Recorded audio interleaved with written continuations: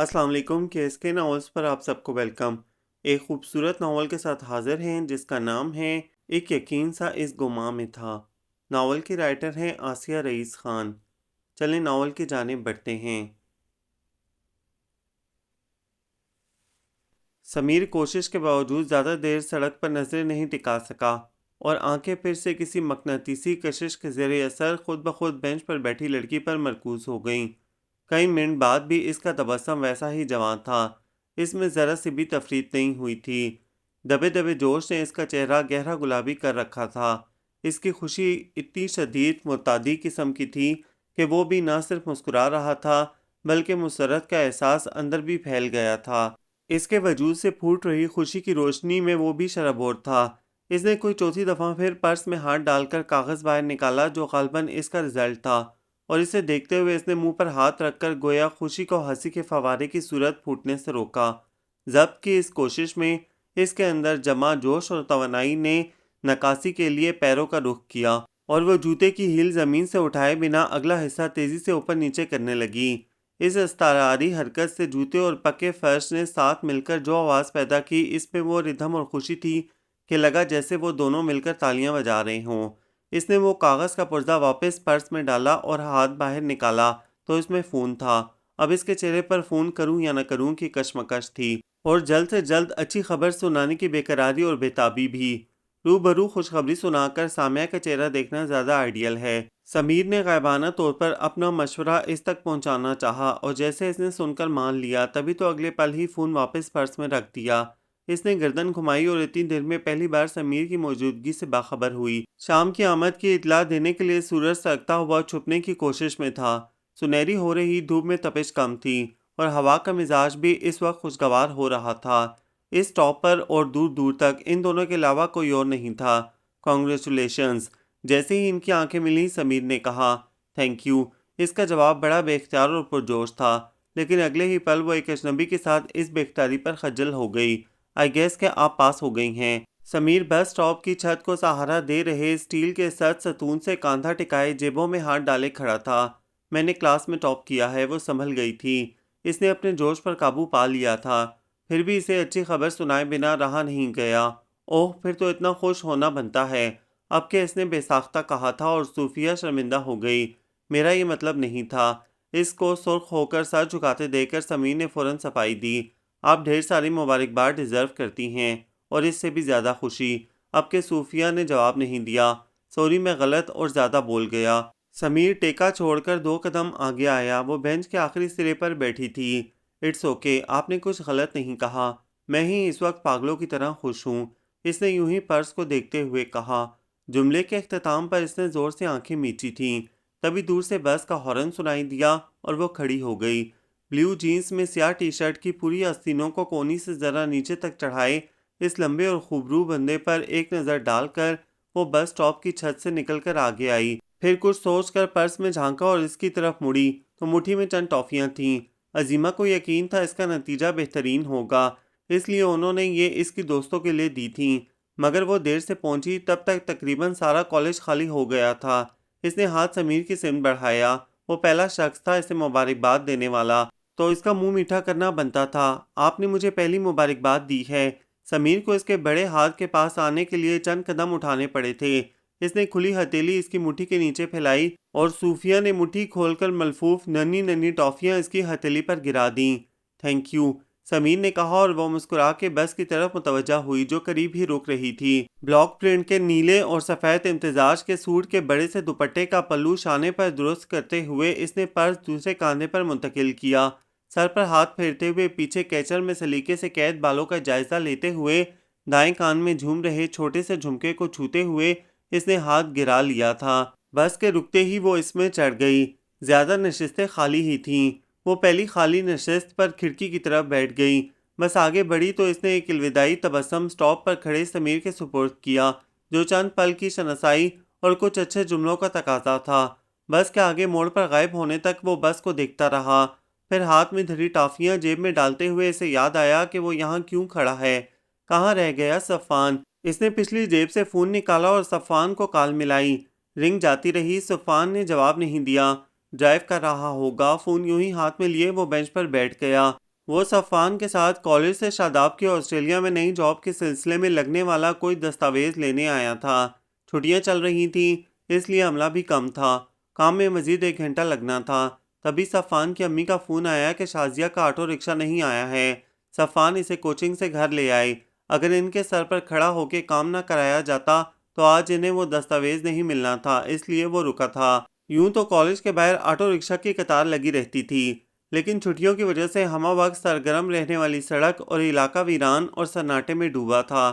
دستاویز ملتے ہی وہ کالج سے کچھ فاصلے پر بنے اکلوتے بس اسٹاپ پر صفان کا انتظار کر رہا تھا۔ تب وہ وہاں آئی تھی۔ اس کی چال ہی اس کے اندر کا احوال بیان کرنے کو کافی تھی۔ اپنے آپ میں مگن بینچ پر بیٹھنے سے پہلے اس نے سمیر کو دیکھا بھی نہیں تھا۔ اسے سوچتے ہوئے سمیر نے جیب میں ہاتھ ڈال کر ایک ٹافی نکالی۔ وہ کافی کے ذائقے والی تھی، جو اسے کافی کے علاوہ کسی اور چیز میں بالکل پسند نہیں تھا۔ اس نے جیب سے دوسری نکالی، وہ بھی ذائقے کی کلیوں کو چھوتے ہی کافی کا مزہ دینے والی تھی۔ اس نے دونوں ٹافیاں واپس جیب میں رکھ دیں۔ اس سے تو منہ میٹھا نہیں ہو سکتا۔ تبھی صفان نے ہارن بجا کر اپنے آنے کا اعلان کیا۔ سوری یار، شازیہ نے نکلنے میں ہی اتنا وقت لگا دیا تھا کہ لیٹ ہو گیا۔ کوئی بات نہیں۔ اس کے ساتھ والی نشست پر بیٹھتے ہوئے اس نے اس کے شانے پر ہاتھ مارا۔ کام ہوا؟ یس۔ سمیر ہی کیا، کسی بھی بشر کو آنے والے وقت کا علم نہیں ہوتا۔ وہ اس پر جان بھی کیسے سکتا تھا؟ یہ اتفاق اس کی زندگی ہمیشہ کے لیے بدلنے والا تھا، اور اس کا سب سے اہم رشتہ بھی۔ امی، ابا۔ گھر پہنچ کر اس نے دروازے میں ہی شور مچایا۔ اندر آ کر عظیمہ کو پکڑ کر گھمایا، پھر ابا کو۔ آپ کی بیٹی نے کلاس میں ٹاپ کیا ہے، وہ کھلکھلا رہی تھی۔ ارے واہ، ماشاءاللہ۔ وہ دونوں حیران ہوئے، پھر خوش اور پھر شکر گزار۔ وہ پڑھائی میں اچھی تھی اور محنت بھی خوب کرتی تھی۔ وہ حسب عادت گھر سے نکلنے سے لے کر کالج دیر سے پہنچنے کی پوری داستان انہیں سنا رہی تھی۔ کیسے اسے دیر ہوئی اور کالج میں عملے کے علاوہ کوئی نہ ملا، اور آخر میں یہ کہ پہلی مبارکباد دینے والے کو اس نے ساری چاکلیٹس دے دی تھیں۔ ابا، اب آپ مجھے جاب کے لیے منع مت کریے گا۔ بنا رکے ہی اس نے اگلے اقدام کا عندیہ دے دیا۔ کیا ضرورت ہے نوکری کی؟ جواب عظیمہ کی جانب سے آیا۔ اب تم شادی کے لیے منع نہیں کرنا۔ پڑھائی کے بعد لڑکی کی زندگی کا اگلا پڑاؤ سسرال ہوتا ہے۔ ابا، وہ ٹھٹکی۔ غلط تو نہیں کہہ رہی تمہاری ماں؟ ابا نے ویل چیئر آگے سرکائی۔ وہ واپس دکان میں جا رہے تھے۔ جب تک اسے تمہارے لائق رشتہ نہیں ملتا، کر لو نوکری بھی۔ یس۔ وہ اٹھ کر ان کی کرسی کے پیچھے آئی اور اس سے دھکا دینے لگی۔ میں آج سے ہی ڈھونڈنا شروع کرتی ہوں۔ وہ انہیں گھر کے اگلے حصے میں بنی دکان میں لے آئی۔ 7 سال قبل ایک سڑک حادثے میں چلنے پھرنے سے معذور ہونے اور پاور لوم کی نوکری گنوانے کے بعد سے وہ کریانے کی دکان چلا رہے تھے۔ اس سے پہلے دنیا میں آئیں اس کی 2 بہنیں اور ایک بھائی چند دن اور چند ہفتہ ہی زندہ رہ سکے تھے۔ اس کے بعد 2 بھائی دنیا میں آنے سے پہلے ہی ملک عدم سدھار گئے تھے۔ اس کے امی ابا آپس میں چچا زاد تھے۔ ڈاکٹرز کے نزدیک بچوں کی وفات کی وجہ اس تعلق میں پوشیدہ تھی۔ وہ دونوں زیادہ پڑھے لکھے نہیں تھے۔ ابا نے 12 جماعتیں پڑھی تھیں، لیکن ان کا علم محدود تھا، جبکہ امی نے اسکول مکمل کیا تھا۔ علاج اور اچھے ڈاکٹر کی تلاش کے بجائے وہ تقدیر کے لکھے پر صبر اور اللہ سے امید و توکل لگائے جی رہے تھے۔ جب شادی کے 19 سال بعد وہ ان کی زندگی میں آئی تھی، اکلوتی صحت مند اور خوبصورت اولاد، وہ اپنے والدین کی آنکھوں کا تارا ان کے جینے کی وجہ تھی۔ حسین، ہنسمکھ، زندگی سے بھرپور، اپنے خواب اور خواہشوں کو پورا کرنے کا عزم رکھنے والی صوفیہ شاہ نواز۔ انیسہ کی بات سن کر اسے جھٹکا لگا۔ زینی یعنی ماموں کی زینیاں؟ ہاں، انہیں اس کا اتنا تعجب اچھا نہیں لگا۔ نہیں ممی، سوچے بھی نہیں آپ۔ اسے آنکھوں پر چشمہ چڑھائے سنجیدہ سی پڑھاکو قسم کی کزن سے کوئی بیر نہیں تھا، لیکن اس سے شادی کا خیال بھی حلق سے اترنے والا نہ تھا۔ آپ بھائی کے لیے سوچیں، ابھی ان کا نمبر پہلے ہے۔ میری شادی اور پروپوزل کا کیا ذکر؟ تمہارے پاپا اور میں تم دونوں کی ایک ساتھ شادی کا سوچ رہے ہیں۔ 1.5 سال کا ہی فرق ہے تم دونوں میں۔ بھائی جان سے نمیر کے لیے ہی بات کی تھی، مگر انہوں نے زینی کے لیے تمہارا نام لیا۔ ابھی میرا نہ سوچیں۔ 1-2 سال میرا ارادہ نہیں ہے سیٹل ہونے کا، بھائی کی کر دیں۔ 1-2 سال کیا کرو گے؟ کام میں سیٹ ہو گئے ہو تو شادی کر کے سیٹل ہونے میں کیا قباحت ہے؟ ابھی موڈ نہیں ہے ممی۔ اس نے بات اڑانا چاہیے۔ تمہیں کوئی پسند ہے؟ انہوں نے کریدا۔ یا کوئی مان نہیں رہی ہے؟ اسے ہنسی آ گئی۔ دونوں بھی نہیں۔ آپ ماموں تک میرا جواب پہنچا دیں، دیکھنا وہ نمیر بھائی کے لیے مان جائیں گے۔ وہ صرف میری فیلڈ کی وجہ سے میرا نام لے رہے ہیں کہ میں ان کے ساتھ کام کروں گا اور کوئی خاص بات نہیں ہوگی۔ ان سے کہیے گا کام تو میں چاہوں تو بنا ان کا داماد بنے بھی کر سکتا ہوں۔ ان کی کنسٹرکشن کمپنی تھی جو سرکاری ٹھیکے لیتی تھی، اور وہ سول انجینئر تھا۔ نمیر کا رشتہ کہیں فائنل ہو تب تک تم بھی دیکھ لو، ہمیں کوئی اعتراض نہیں ہوگا۔ آپ ایک وقت میں ایک بہو ہی لائیں، ایک ساتھ دو دو سنبھال نہیں پائیں گی آپ۔ اپنی ماں کو انڈر اسٹیمیٹ مت کرو۔ ان کے بجائے اندر داخل ہو رہے پاپا یعنی عبدالحق نے جواب دیا، وہ 4 بہویں بھی ایک ساتھ سنبھال سکتی ہیں، کیوں بیگم؟ ہاں، جب آپ کو اور آپ کے بچوں کو سنبھال لیا تو اب میرے لیے سب ممکن ہے۔ 2 بہوؤں کے بجائے ایک داماد اور ایک بہو لے آئیں۔ سمیر نے دور سے نایاب کو دیکھ لیا تھا۔ خبردار، کسی نے شادی اور نایاب ایک جملے میں سوچا بھی۔ باپ کے بازو میں بیٹھتے ہوئے اس نے آبرو اچکائے۔ پاپا پھر دیکھ لیں گے اسے، ہے نا پاپا؟ بالکل۔ انہوں نے بیٹی کے گرد بازو پھیلایا۔ مطلب مجھے 3 بار تیاریوں اور شادی میں خوار کرو گے تم سب؟ یس، ان تینوں کا یک زبان ایک لفظی جواب گونجا تھا۔ وہ انٹرویو دے کر باہر نکلی تو انٹرویو کی فکر اور بوجھ دور ہوتے ہی یکا یک بھوک کا شدید احساس جاگا تھا۔ عظیمہ کے کہنے پر اس نے مشکل سے ناشتہ کیا تھا کہ زندگی کا پہلا انٹرویو تھا اور اس پر گھبراہٹ سوار تھی۔ انٹرویو ٹھیک ہوا تھا۔ اس نے آس پاس کا جائزہ لیا، کہیں کوئی ریڑھی نہیں تھی کہ سموسا، پیٹیز، سینڈوچ وغیرہ لے کر چلتے چلتے ہی بھوک مٹا لی جاتی، جیسا وہ کالج سے گھر جاتے وقت کی بھوک کو بہلانے کے لیے کرتی تھی۔ کچھ فاصلے پر سڑک کے کنارے چھوٹا سا ریسٹورنٹ دکھائی دے رہا تھا۔ وہ اسی سمت بڑھ گئی۔ اندر داخل ہوتے ہی اس قدر شور اور بھیڑ دیکھ کر دل کیا الٹے پیر واپس ہو لے، لیکن اشتہا انگیز خوشبوؤں نے بھوک اور بڑھا دی تھی۔ سب سے پیچھے انتہائی کونے والی 2 کرسی والی میز خالی ہونے لگی تھی۔ اس نے فوراً پہنچ کر کرسی سنبھال لی۔ عظیمہ کو پیغام بھیج کر اس نے مینیو اٹھایا۔ وہ ایک پنجابی ریسٹورنٹ تھا، اس علاقے میں دور دور تک واحد تھا یا پھر بے انتہا مشہور، جو بے وقت بھی میزیں خالی نہیں تھیں۔ اس نے چھولے بھٹورے منگوائے اور اینٹتی آنتوں کو سکون دینے کے لیے پرس سے ٹافی نکالی۔ تبھی قریب کوئی آ کر ٹھہرا۔ ٹیبلز اویلیبل نہیں، شدید بھوک لگی ہے، آپ ہی آشنا ہیں اور ایک چیئر خالی ہے۔ صوفیہ کے سر اٹھاتے ہی اس نے ایک ساتھ سب کہہ دیا۔ اس نے حیرت پر قابو پاتے ہوئے کرسی کی طرف اشارہ کیا۔ اتنے دنوں میں اسے کبھی خیال نہیں آیا تھا کہ وہ دوبارہ اس اجنبی سے ملے گی۔ تھینک یو، سمیر نے بیٹھتے ہوئے کہا، پھر سیٹی بجا کر بیرے کو متوجہ کیا اور اس کے آنے پر جو بھی آرڈر تھا وہ 2 لانے کی تاکید کی۔ آئی ہوپ آپ نے راجمہ نہیں منگوایا ہے، بیرے کے جانے کے بعد سمیر نے کہا۔ وہ مجھے بھی نہیں پسند، صوفیہ نے کہا۔ Thank God.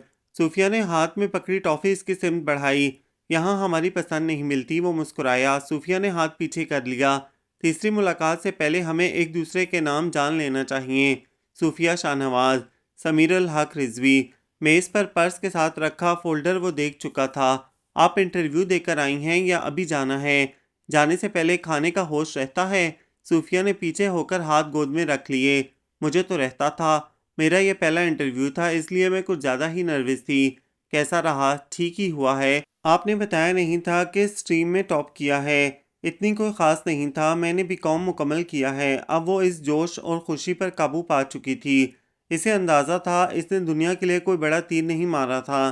یہ اس کی اور امی ابا کی بڑی خوشی تھی، لوگوں کی نہیں۔ آپ نے اس وقت خود کو دیکھا نہیں، اس لیے کہہ رہی ہیں کہ کوئی خاص نہیں تھا۔ سمیر اس وقت سچ کہہ رہا تھا اور صوفیہ اسی انداز کو محسوس کر کے چونک کر اسے دیکھنے لگی۔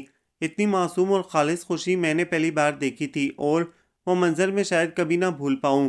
وہ اتنی ساکت ہوئی کہ اس کے جھمکے کو چھوتا اس کا ہاتھ بھی وہیں تھم گیا تھا۔ اس نے لڑکیوں کے اسکول اور کالج میں پڑھائی کی تھی، کوئی بھائی تھا نہ کزن، اس لیے لڑکوں سے واسطہ نہ کے برابر تھا۔ پہلی بار تو شاید وہ اپنی خوشی میں اس قدر مگن تھی کہ اتنا دھیان نہیں دیا تھا، مگر اس لمحے اسے اجنبی کی مخالف جنس اور اس کی پیاری بات دونوں بہت محسوس ہوئی، ورنہ ہم خوشی کا اظہار بھی دنیا میں رائج طریقوں سے کرتے ہیں، بناوٹی اور مصنوعی سا۔ اس کی ناک اور گال گہرے گلابی ہونے لگے تھے۔ سمیر کو اس وقت وہ بڑی اچھی لگی۔ کچھ نیا سا اس کے اندر جاگا تھا، ایک بھلی سی سرگوشی پھیل کر روشنی سی کر گئی تھی۔ صوفیہ کو سمجھ نہیں آیا کیا کہے اور اپنی خاموشی خود ہی بڑی معنی خیز لگ رہی تھی۔ تبھی بیرے نے آ کر اسے مشکل سے نکال دیا۔ واؤ، پھولے پھولے بھٹورے دے کر سمیر چہکا۔ یہی کھانے کی خواہش مجھے یہاں لائی تھی۔ آپ کو شاید علم نہیں، یہ ریسٹورنٹ اسی کے لیے فیمس ہے۔ اچھا، وہ چند پل پہلے والے احساس سے پیچھا چھڑاتے ہوئے پلیٹ پر جھک گئی۔ مجھے نہیں پتا تھا۔ کھانے کے بعد اس کی ایک نہ سنتے ہوئے ادائیگی سمیر نے کی تھی۔ یہ میری طرف سے آپ کی کامیابی کی ٹریٹ ہے، وہ تو مجھے دینا چاہیے۔ Next time. سمیر نے ساتھ چلتے ہوئے اسے دیکھا۔ صوفیہ خاموش تھی، وہ اس کی سمت دیکھ بھی نہیں رہی تھی۔ پھر میں امید رکھوں کہ ملے گی مجھے ٹریٹ۔ وہ اپنی بائک کے پاس پہنچ کر رکا۔ اگر ہماری قسمت میں تیسرا اتفاق بھی لکھا ہے تو ضرور۔ صوفیہ نے اسے دیکھا۔ اتفاق اگر بار بار ہو یا ان کے بار بار ہونے کی تمنا ہو تو یہ غیر معمولی ملاقاتیں کسی خاص نتیجے کی پیشن گوئی ہوتی ہیں تو وہ آزمانا چاہتی ہے۔ سمیر نے اسے دیکھتے ہوئے سوچا، جانے کیوں اسے اس کا یہ احتیاط اور ان کے تعلق میں قسمت آزمائی کی یہ کوشش اچھی لگی تھی۔ اوکے، مجھے اس سے انٹرویو اور اس کی پسند کی نوکری کے بارے میں پوچھنا چاہتا تھا، بس مسکرا دیا۔ لنچ کے لیے ایک بار پھر تھینک یو۔ اس نے پھر عادتاً شانے پر گہرا کاسنی دوپٹہ درست کرتے ہوئے پرس دوسرے کاندھے پر منتقل کیا۔ سمیر نے بائک پر بیٹھ کر ہیلمٹ پہنی اور بائک شروع کر کے آگے بڑھ گیا۔ اس کے نظروں سے اوجھل ہونے کے بعد صوفیہ نے رکشہ روکا تھا۔ صفان کے امی ابا کی شادی کی سالگرہ تھی۔ شازیہ اور نوشین نے کھانے پر اہتمام کیا تھا اور ایسے ہر اہتمام میں وہ بھی گھر والوں کے ساتھ مدعو ہوتا تھا۔ کھانے کے بعد باقی سب چلے گئے تھے، وہ رکا تھا۔ جب وہ دونوں چھت پر سگریٹ کے کش لگا رہے تھے اس نے صفان کو صوفیہ سے دونوں ملاقاتوں کے بارے میں بتا دیا۔ تو کالج گئے تھے اسی دن کیوں نہیں بتایا؟ تب مجھے کہاں پتا تھا کہ وہ اتفاق اتنا اہم ثابت ہوگا۔ مطلب تو سیریس ہو رہا ہے اس کے بارے میں؟ ہاں یار، وہ میرے ذہن سے نکلتی ہی نہیں ہے۔ واقعی دنیا عجوبوں سے بھری ہے۔ تو 2 ملاقاتوں میں سیریس ہو گیا، حق ہاں۔ یہ سیریس کیا ہوتا ہے؟ کچھ اچھا کہہ۔ جیسے خوبصورت احساسات میں وہ گھرا تھا، اسے ان کے لیے نام بھی ویسا ہی خوبصورت چاہیے تھا۔ واہ، میں نے کبھی نہیں سوچا تھا کہ تو مجنوں بنے گا۔ صفان نے تعصب سے سر ہلایا۔ ابھی سے بددعا تو مت دے، مجنوں کو لیلا ملی نہیں تھی۔ ساری دعائیں تیرے ساتھ ہیں یار، نوبت آئی تو بھگا کر بھی لے آئیں گے، ٹینشن کیوں لیتا ہے؟ صفان نے اسے آنکھ ماری۔ کچھ اچھا مت کہنا۔ سمیر نے سگریٹ بجھا کر اس کی سمت اچھالی۔ صفان ہنسنے لگا۔ تیسرا اتفاق نہیں ہوا تو اپنی دوستی کا حق ادا کرنا اور اس کا پتہ ڈھونڈ نکالنا۔ واہ، محبت کرے جناب اور خوار ہوں ہم۔ پھر سے بول۔ بڑا اچھا لگا سن کے، محبت کرے جناب، ہاں۔ اب کہ صفان نے سگریٹ بجھا کر اس کی سمت اچھال دی، سیڑھیوں پر کافی کے مگ لیے کھڑی نوشین وہیں سے پلٹ گئی۔ اس کی خاموش محبت اب تک نہ اس کا بھائی سمجھا تھا نہ بھائی کا دوست، اور جو موضوع گفتگو تھا وہ اسے ناگوار گزرا تھا۔ وہ دونوں اسکول سے ساتھ تھے۔ کالج میں ان کے مضامین الگ تھے کہ انہوں نے مختلف پیشے منتخب کیے تھے۔ صفان نے بزنس ایڈمنسٹریشن چنا تھا اور سمیر نے سول انجینئرنگ، مگر ان کی دوستی پر اس کا کوئی اثر نہیں پڑا تھا۔ صفان بینک میں ملازم تھا اور باپ کا کاروبار چھوڑ کر ایک کنسٹرکشن فرم میں کام کر رہا تھا۔ اب ان کی دوستی اس قدر گہری ہو چکی تھی کہ ان کے خاندان رشتہ داروں کی طرح ایک دوسرے کی خوشی غمی کی ساری محفلوں میں شامل ہوتے تھے، جبکہ نوشین ہر چھوٹے بڑے بہانے اور موقع پر یہ سارا اہتمام اسے پورے خاندان سمیت بلانے کے لیے کرتی تھی۔ اسے امید تھی ایک بار بس وہ اس کی آنکھوں میں دیکھ لے تو سمجھ جائے گا، مگر اب تک اس ایک نظر کا انتظار ہی تھا۔ تقریباً ہر دوسرے تیسرے دن وہ انٹرویو کے لیے جا رہی تھی اور گھر سے نکلتے ہی اس کی ساری حسیات جیسے ایک آواز اور ایک انسان کو ڈھونڈنے لگتی تھیں۔ وہ خود کو ڈانٹتی کہ یہ کیا بچپنا ہے، سمجھاتی کہ یہ اصل زندگی ہے، فلم یا کہانی نہیں، مگر ذرا دیر بعد پھر وہ انتظار اور تلاش اس پر حاوی ہونے لگتے، نگاہیں بھٹکنے لگتیں اور کان کئی بار مانوس آواز کا دھوکہ کھاتے۔ امی روز اسے تھکی ہاری گھر لوٹتے دیکھتی تو ٹوکتی کہ وہ نوکری کی ضد چھوڑ دے۔ کل کہیں جانا تو نہیں ہے؟ عظیمہ نے پوچھا۔ نہیں، کوئی کام ہے؟ بہت خاص۔ انہوں نے پیار سے بیٹی کو دیکھا اور وہ سمجھ گئی۔ اس کی نوکری کی تلاش جیسی مستقل مزاجی سے وہ بھی اس کے لیے رشتے دیکھ رہی تھیں۔ اس کی ہم عمر سہیلیوں کے دادا دادی اور نانا نانی اس کے والدین کی عمر کے تھے۔ وہ کہتے نہیں تھے مگر وہ ان کی فکر خوب سمجھتی تھی۔ کوئی قریبی سگے رشتے دار بھی نہیں تھے، جو تھے وہ بھی بہار کے دیہاتوں میں بسے تھے۔ اگلے دن رشتے کے لیے آئے لوگ اسے دے کر چلے گئے۔ اس کے والدین کے پاس اس کی خوبصورتی کے علاوہ کوئی اور کارڈ نہ تھا۔ وہ بھی جانتے تھے کہ سیرت اور تعلیم ثانوی اور معمولی باتیں ہیں جسے اکثریت اہمیت نہیں دیتی۔ ڈھیر سارے جہیز کے بنا ایک معقول اور مناسب رشتے کی امید انہیں اسی لیے تھی کہ وہ حسین تھی۔ ان کی ملاقات کو 1.5 ماہ ہونے آیا تھا۔ 1-2 جگہ سے اسے کال آئی تھی مگر تنخواہ بہت واجبی سی تھی۔ وہ جانتی تھی ابتدا اسے اسی سے کرنا ہوں گی، پھر بھی کچھ مزید انٹرویو دے کر کسی اچھی پیشکش کی منتظر تھی۔ ہار مان لے اب، وہ تیری قسمت میں نہیں۔ صفان اسے چھیڑتا رہتا۔ 1.5 مہینہ بھی کوئی وقت ہے، محبت تو آخری سانس تک انتظار کرنے کا نام ہے۔ ہاں ہاں، مار لے ڈائلاگز، یہی وقت ہے۔ تیرے گھر والے رشتے دیکھ رہے ہیں، وہ نمیر بھائی کے لیے دیکھ رہے ہیں، میرے لیے نہیں۔ ویسے مجھے ممی نے کہا تھا میں کسی کو پسند کر لوں، اسے یاد آ گیا، اور اس لیے تو نے اسے پسند کیا۔ صفان کی آنکھیں پھیل گئیں۔ یہ معاملات مرضی کے محتاج نہیں ہوتے میرے دوست، وہ اب مل ہی جائے تو اچھا۔ تیرے یہ ڈائلاگ زیادہ دن ہضم نہیں ہوں گے مجھ سے، صفان نے جل کر کہا تھا۔ اس کے بعد مزید 2 لوگ اسے دیکھ کر گئے تھے۔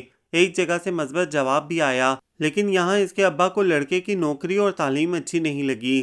وہ اپنی بیٹی کو بوجھ کی طرح نہیں اتارنا چاہتے تھے، بلکہ ہر طرح سے ایک بہتر مستقبل کی یقین دہانی اور امید کے بعد اس کی شادی کے لیے تیار تھے۔ اس نے بھی ایک جگہ کام شروع کر دیا تھا۔ اب وہ صبح 9 سے شام 5 بجے والی مصروف زندگی اور ہجوم کا حصہ بن گئی تھی۔ تیسرے اتفاق کی امید جب بھی کمزور پڑتی، اس کے اندر عجیب سی اداسی اترنے لگتی، جو اسے خوفزدہ کرتی تھی کہ اس کی اچھی بھلی زندگی میں وہ دو بے ضرر سی ملاقاتیں اب اتنی اہم کیوں ہوتی جا رہی تھیں۔ اس وقت تو اس نے اتنی اہمیت نہیں دی تھی انہیں، لیکن اب ہر گزرتے دن کے ساتھ وہ یاد قیمتی سے قیمتی تر ہوتی جا رہی تھی۔ کتنی بار وہ بس اسٹاپ پر اس سے اپنی گفتگو دل و ذہن میں دہراتی، اور اب وہ اس وقت کو سوچتی تھی جب اس نے سمیر کو وہاں دیکھا نہیں تھا۔ اسے اس کی موجودگی کی خبر دیر سے ہوئی تھی۔ سمیر کی آشنائی عمر میں اس کی آشنائی سے بڑی تھی۔ جانے وہ کب سے بس اسٹاپ پر تھا، اس پر اس کی پہلی نظر کب پڑی تھی، اس وقت وہ کس حال میں تھی، کیا کر رہی تھی۔ اس نے اسے وہاں بیٹھنے کے بعد دیکھا تھا، یا چلتے ہوئے، یا کالج کے گیٹ پر۔ اس کے جانے کے بعد بھی وہ کب تک وہاں رکا رہا تھا۔ گھنٹوں اس کے اندر سوال گونجتے رہتے۔ کیا میں نے تیسرے اتفاق پر چھوڑ کر غلط کیا؟ وہ سوچتی رہتی بنا کسی نتیجے اور جواب کے۔ وہ لفٹ میں داخل ہو کر پیچھے کھڑی ہو گئی تھی۔ نچلی 4 منزلوں پر رکتے اور لوگوں کو جمع کرتے کرتے لفٹ نیچے پہنچی۔ دروازہ کھلنے کے بعد وہ سب سے آخر میں باہر نکلی۔ دوپٹہ شانے پر درست کرتے ہوئے اس نے پرس دوسرے کاندھے پر ڈالا کہ اچانک کوئی اس کے سامنے آیا۔ وہ فوراً نہ رکتی تو ٹکرا جاتی۔ اب تک انٹرویو تو چل نہیں رہے ہوں گے۔ سمیر کی خوشی میں حیرت بھی تھی، اس لیے کانگریچولیشنز۔ اس نے نوکری کی مبارکباد دی۔ صوفیہ کو اس قدر خوشی کا احساس ہوا تھا کہ وہ اسے چھپانے کی صحیح کرنے لگی۔ وہ میرا آفس ہے، سمیر نے پہلی منزل پر اشارہ کیا، اور پچھلے 25 دن سے میرا آفس 5th فلور پر ہے۔ اس نے کسی طرح بے قابو ہوتے دل کو سنبھالا۔ واؤ، اتنے قریب لا کر بھی اللہ نے خوب آزمایا ہے۔ سمیر نے سر ہلایا۔ آج وہ دفتر والے حلیے میں تھا۔ فارمل سیاہ پینٹ اور گرے شرٹ پر کونیوں تک چڑھی آستینوں کے بجائے کلائی پر کف بند تھے، اور شانے پر آفس بیگ جھول رہا تھا۔ گلے میں اس کا شناختی کارڈ تھا۔ اس کی نظریں صوفیہ سے پل بھر کو ہٹی نہیں تھیں۔ چلیں پھر، کہاں دے رہی ہیں مجھے ٹریٹ؟ وہ سامنے سے ہٹ کر اس کے برابر کھڑا ہو گیا۔ جہاں آپ کہیں۔ کئی دنوں کی بے کلی کی جگہ اس کے اندر کی کلی کلی کھلی پڑی تھی۔ اپنی زبان سے پھسلے فکرے پر وہ بھی حیران تھی۔ وہ دونوں ساتھ چلنے لگے تھے۔ کچھ دیر بعد وہ دفتر کی عمارت کے سامنے والے پلازا کے کیفے کافی ڈے میں بیٹھے تھے۔ آپ کا پتہ نہیں، لیکن میں نے اس دوران اس تیسرے اتفاق کو بہت مس کیا۔ سمیر کی بات پر وہ سر جھکا کر مسکرائی۔ اور آپ کو بھی۔ جملہ پورا ہوتے ہی اس کی پلکیں لرز گئی تھیں۔ ویسے میں مایوس بالکل نہیں ہوا تھا، کہ مجھے یقین تھا ہم پھر ملیں گے ضرور۔ وہ آگے ہو کر میز پر رکھے دونوں ہاتھ کی انگلیاں ایک دوسرے میں پھنسائے بیٹھا تھا۔ اس کی کیفیت سمیر کو وہ سب سنا رہی تھی جسے وہ چھپانا چاہتی تھی۔ کہاں ہے آپ کی جاب؟ اس نے اسے بولنے پر مجبور کرنے کے لیے بات بدلی۔ وہ اپنی فرم اور اپنا جاب پروفائل بتانے لگی۔ میرا آفس 1st فلور پر ہے، NC انفرا۔ اس نے اپنی فرم کا نام بتایا، تبھی صوفیہ کا فون بجنے لگا۔ گھر سے عظیمہ کی کال تھی۔ جب تک وہ انہیں بتا رہی تھی کہ آج اسے تھوڑی دیر ہو جائے گی، سمیر نے بہت سارے ایموجیز کے ساتھ صفان کو پیغام بھیجا۔ تیسرا اتفاق۔ کافی اور ڈونٹ کی ٹریٹ کے بعد جب وہ کیفے سے باہر نکلے تو اچانک بارش شروع ہو گئی۔ گویا بادل باہر ان کی جھلک دیکھ کر برسنے کی ضد باندھ بیٹھے تھے۔ صوفیہ تو رکشے سے جا سکتی تھی، مگر سمیر کے پاس برساتی نہیں تھی۔ وہ وہیں باہر سائبان میں کھڑے بارش کے رکنے کا انتظار کرنے لگے۔ قدرت کو جیسے علم ہو گیا تھا کہ آج کسی کی پہلی محبت کی پہلی بارش ہے، اور وہ اسے ان کے لیے خاص بنانے کے فراق میں تھی۔ شرارت پر آمادہ ہوائیں تیزی سے دوڑتے ہوئے ان تک پانیوں کا لمس پہنچا رہی تھیں۔ آسمان سے گرتی بوندیں، سرد ہوائیں، بھیگی سڑک پر رواں ٹریفک، ان کے درمیان موسم اور کام کی لایانی باتیں، دھیمے سے شرمگی تبسم، بولتی آنکھیں اور باتوں کے بیچ چپکے چپکے مقابل کو اپنے اندر اتارتی نظریں۔ شیشے کی دوسری طرف کیفے کے خوابناک ماحول سے زیادہ باہر کی افراتفری میں رومان تھا۔ تیسرا اتفاق کے عنوان سے ایک بڑی رومانی نظم رقم ہو رہی تھی۔ جانے کتنی دیر بعد بارش کا زور کم ہوا۔ شکر ہے کہ اب میں جانتا ہوں اگلا اتفاق کل شام میں ہوگا۔ سمیر نے اسے دیکھ کر کہا تو وہ دھیرے سے ہنس دی۔ جس کا پہلے سے علم ہو اسے اتفاق نہیں کہتے، پھر کیا کہتے ہیں؟ اس کا دھیما لہجہ جذبوں کے بوجھ سے بھاری ہو گیا تھا۔ صوفیہ نے نظر چراتے ہوئے سڑک پر دور سے آتی آٹو رکشہ کو دیکھا۔ آٹو؟ یہ چلا گیا تو پھر دوسرا خالی جلد ملے گا نہیں۔ اللہ حافظ۔ وہ پرس سنبھالتی تیزی سے سڑک پر آئی اور ہاتھ ہلا کر رکشہ روکا۔ رکشے میں بیٹھنے کے بعد اس نے جھجکتے ہوئے ذرا سا ہاتھ اٹھا کر ہلایا۔ اس کی بنسبت سمیر باقاعدہ ہاتھ لہرا رہا تھا۔ جواب کل پوچھوں گا، اس نے بائک پر بیٹھتے ہوئے سوچا تھا۔ پھر ہر شام وہ لفٹ کے باہر لابی میں اسے اپنا منتظر ملتا۔ دونوں ساتھ چلتے چلتے کچھ دیر بعد رک کر کسی کیفے یا ریسٹورینٹ میں کافی یا چائے پیتے اور پھر اپنی راہ ہو لیتے۔ ان ملاقاتوں میں بے ضرر اور عام سی باتوں سے زیادہ معنی نگاہوں اور مسکراہٹوں میں ہوتے تھے۔ جانے وہ ان کی کون سی ملاقات تھی جب سمیر نے اس سے پوچھا، پہلے میں آپ کے پیرنٹ سے ملوں یا آپ میرے پیرنٹ سے؟ وہ 2 پل کو ہونک بنی، اسے دیکھے گئی، پھر سمجھتے ہی اس کی گلابی رنگت گہری ہونے لگی۔ آپ تو پہل کریں گی نہیں، اس لیے میں نے ہی پوچھ لیا۔ آپ نے مائنڈ تو نہیں کیا؟ وہ کچھ شوق سا اسے بولنے پر مائل کر رہا تھا یا چھیڑ رہا، وہ سمجھ نہ سکی۔ وہ سر جھکائے گود میں دھرے ہاتھ سختی سے ایک دوسرے میں پھنسائی تھی۔ زندگی اتنی تیزی سے اور اس کی پسند کے مطابق آگے بڑھ رہی تھی کہ اس پل اسے اپنی ہی نظر لگ جانے کا خوف لاحق ہوا تھا۔ صوفیہ، اس نے پکارا، سب کچھ بہت تیزی سے نہیں ہو رہا ہے؟ اس نے آہستگی سے سر اٹھایا۔ نہیں، وہ میز پر ہاتھ رکھتے ہوئے آگے آیا، سب کچھ بہت سلو ہے، ورنہ میں اس وقت پورے استحقاق سے آپ کا ہاتھ پکڑ کر بائک پر اپنے ساتھ لانگ ڈرائیو پر لے جاتا اور واپسی پر آپ میرے ساتھ میرے گھر جاتیں۔ صوفیہ سوچ چہرہ پھر جھکا گئی۔ سمیر کے الفاظ اس کا تصور بننے لگے تھے۔ سنڈے کو آپ امی ابا سے مل لیجئے۔ کچھ دیر سوچنے کے بعد اس نے کہا، اوکے۔ وہ بڑے انداز سے مسکرایا، اور اس کے بعد اپنے گھر لے جانے کے لیے میں نیکسٹ سنڈے تک ویٹ نہیں کروں گا۔ وہ اسے سلو کے معنی سمجھا رہا تھا۔ گھر آ کر اس نے شرماتے جھجکتے ہوئے پہلے عظیمہ سے بات کی، پھر انہوں نے اس کے سامنے ابا سے۔ وہ سر جھکائے بیٹھی رہی تھی۔ ضرور بیٹا، جب بھی مناسب سمجھو لے آؤ اسے گھر، ابا نے اس کے سر پر ہاتھ رکھ کر کہا، تو وہ مسکرا کر انہیں دیکھنے لگی۔ اتنا تو اسے یقین تھا کہ اسے گھر میں کسی مزاحمت کا سامنا نہیں کرنا پڑے گا۔ آپ کو مایوسی نہیں ہوگی ابا؟ اس نے گھر لانے سے پہلے سمیر کو اپنے گھر اور ابا کے متعلق کچھ نہیں بتایا تھا۔ وہ اس کا پہلا اصل اور حقیقی رد عمل دیکھنا چاہتی تھی۔ وہ پر محبت میں ڈوبی ضرور تھی، مگر اس کے لیے محبت سے پہلے اپنی خودداری اور والدین کی اہمیت تھی۔ کوئی اسے اس کے اصل حالات کے ساتھ قبول کرنے میں متعامل ہوگا تو اسے بھی اس کی دنیا سے اپنا رشتہ جوڑنے سے پہلے سوچنا پڑے گا۔ سفید پوش علاقے کی گلیوں سے گزر کر جب اس کی بائک گوگل میپ پر نظر آ رہی سرخ پن پر رکی تو وہ ایک دکان تھی۔ گلے پر بیٹھے شخص کی ویل چیئر اور صورت کی مشابہت اس نے بیک وقت نوٹ کی تھی۔ وہ ان سے بڑی تعظیم اور انکساری سے ملا۔ وہ سارا وقت بے آرامی کے تاثر اور ناگواری کی لکیروں کے لیے اس کی پیشانی پر نظریں جمائے رہی تھی، مگر اسے وہاں خندہ پیشانی سے پیش آتا سمیر ہی ملا۔ ابا کے ساتھ اس نے اتنی باتیں کی کہ کھانے کا وقت ہو گیا۔ اس نے نیچے دری پر بچھے دسترخوان پر ان تینوں کے ساتھ آلو گوشت اور دوپہر کی بھنڈی کھائی۔ امی ابا دونوں اس سے مل کر خوش ہوئے تھے، لیکن رات سونے سے پہلے امی نے آہستہ سے ابا سے کہا، سمیر تو ماشاءاللہ بڑا سادہ اور پیارا ہے، لیکن کیا اس کے گھر والے بھی ایسے ہی ہوں گے؟ ابا انہیں مثبت اور بہتر کی امید رکھنے کا کہہ رہے تھے، مگر اب اسے کسی کا ڈر تھا نہ پرواہ۔ اسے یقین تھا آگے جو بھی ہو سمیر سب سنبھال لے گا۔ صبح اس نے ناشتے کی میز پر اعلان کیا کہ وہ آج سب کو اس گھر کی ہونے والی چھوٹی بہو سے ملوانے لا رہا ہے۔ یہ سب کب سے چل رہا ہے؟ پہلے کیوں نہیں بتایا؟ ٹال مٹول کی کیا ضرورت تھی؟ صاف کہہ دیتے۔ ہم کون سے ظالم ماں باپ ہیں؟ کیوں جی؟ انیسہ نے شوہر کی تائید چاہی۔ بیگم، وہ میز پر سب سے زیادہ پرسکون تھے۔ آپ شکر کریں کہ اسے کوئی لڑکی پسند تو آئی اور 2 بہویں ساتھ لانے کا آپ کا خواب پورا ہوا چاہتا ہے۔ نام کیا ہے بھائی؟ کہاں ملے آپ ان سے؟ نایاب کی خوشی اور جوش دیدنی تھا۔ شام میں خود ہی پوچھ لینا بھائی، آج آپ کی کار میں لے جا رہا ہوں۔ اس نے نمیر کو مخاطب کیا۔ Good luck. نمیر نے مسکرا کے چابی اس کی سمت اچھالی۔ تھینک یو، اس نے چابی مٹھی میں بند کرتے ہوئے کہا۔ صوفیہ گھبرائی شرمائی سی اس کے ساتھ گھر آئی تھی۔ ان کے درمیان ابھی اتنی بے تکلفی نہیں تھی کہ وہ اس ملاقات کو پہلے سے ڈسکس کرتے یا کچھ منصوبہ بناتے۔ اس کا اظہار صوفیہ کی باتوں سے بخوبی ہو رہا تھا، اور ان کے تعلق کا یہ کچا پن انیسہ کو اچھا لگا تھا۔ وہ شرمیلی تھی، لیکن اعتماد اور احترام سے بات کرتی تھی۔ اس کے انداز بے باک نہیں تھے، خوبصورت تو وہ تھی ہی، لہٰذا اس شعبے میں رد ہونے کا سوال ہی نہیں تھا۔ اس کے علاوہ سب کو اس کا انداز اور مزاج پسند آیا تھا۔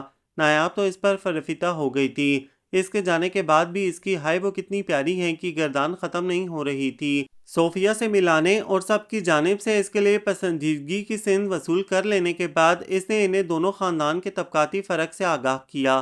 شاہ نواز کی معذوری، ان کا ذریعہ معاش اور عظیمہ کی واجبی تعلیم، یہ سب ان کے لیے معمولی باتیں نہیں تھیں جو نظر انداز کر دی جاتیں۔ انیسہ کو زیادہ فکر سارے خاندان میں سبکی کی تھی۔ یہ ان سب کے لیے اہم اور باعث تشویش تھا، لیکن وہ اسے فوری ہاں یا نہ بھی نہیں کہہ سکتے۔ اس نے اس کے خاندان کے تفصیلی تعارف کے ساتھ ہی اپنا موقف بھی واضح کر دیا تھا۔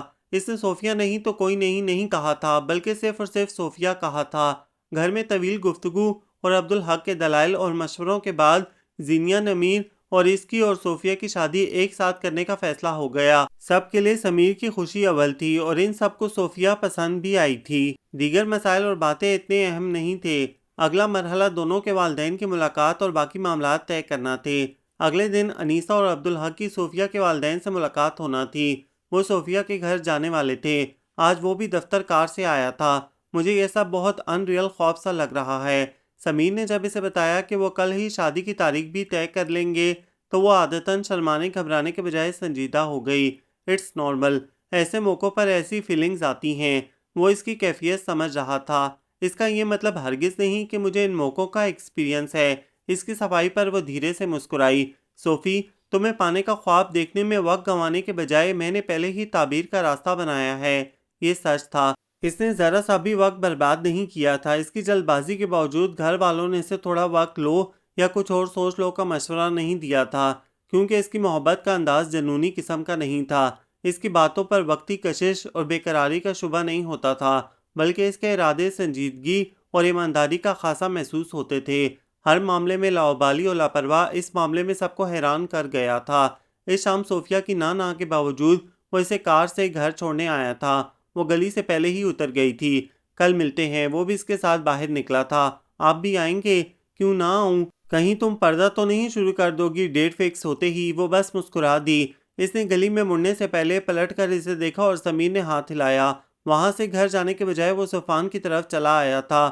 واؤ، تو جیسے ہوا کے گھوڑے پر سوار ہے۔ اس کی بات سن کر صفان نے کہا، تجھے محبت ہوگی نا تب تیری سواری بھی یہی ہوگی۔ لیکن یار ابھی تجھے ملے وقت ہی کتنا ہوا ہے، ایک دوسرے کو جان اور سمجھ تو لو پہلے۔ ویسے تو اپنے وعدے سے مکر رہا ہے، ان دونوں کا ایک ساتھ شادی کرنے کا وعدہ تھا۔ جاننے اور سمجھنے کے لیے ہی تو شادی کر رہا ہوں، اور وعدہ خلافی کی تو جو سزا دے گا منظور۔ ویسے تو کوشش تو کر، شادی اب بھی ساتھ میں ہو سکتی ہے۔ اس کے پاس آج سارے جواب تھے۔ اتنے کم وقت میں تو ممی کو کوئی لڑکی پسند نہیں آئے گی، صفان نے افسوس سے کہا۔ ہاں، اور صوفی کی کوئی بہن بھی نہیں ہے۔ سمیر کا لہجہ اس سے زیادہ افسوسناک تھا۔ تو انگیجمنٹ کر لے ابھی اور شادی میرے ساتھ کرنا۔ سوری بھائی، سمیر کی بے مروتی پر صفان کا منہ کھلا رہ گیا۔ تو شادی سے پہلے ہی بدل گیا۔ اس نے شرم دلانی چاہی مگر وہ ڈھیٹ بنا مسکراتا رہا۔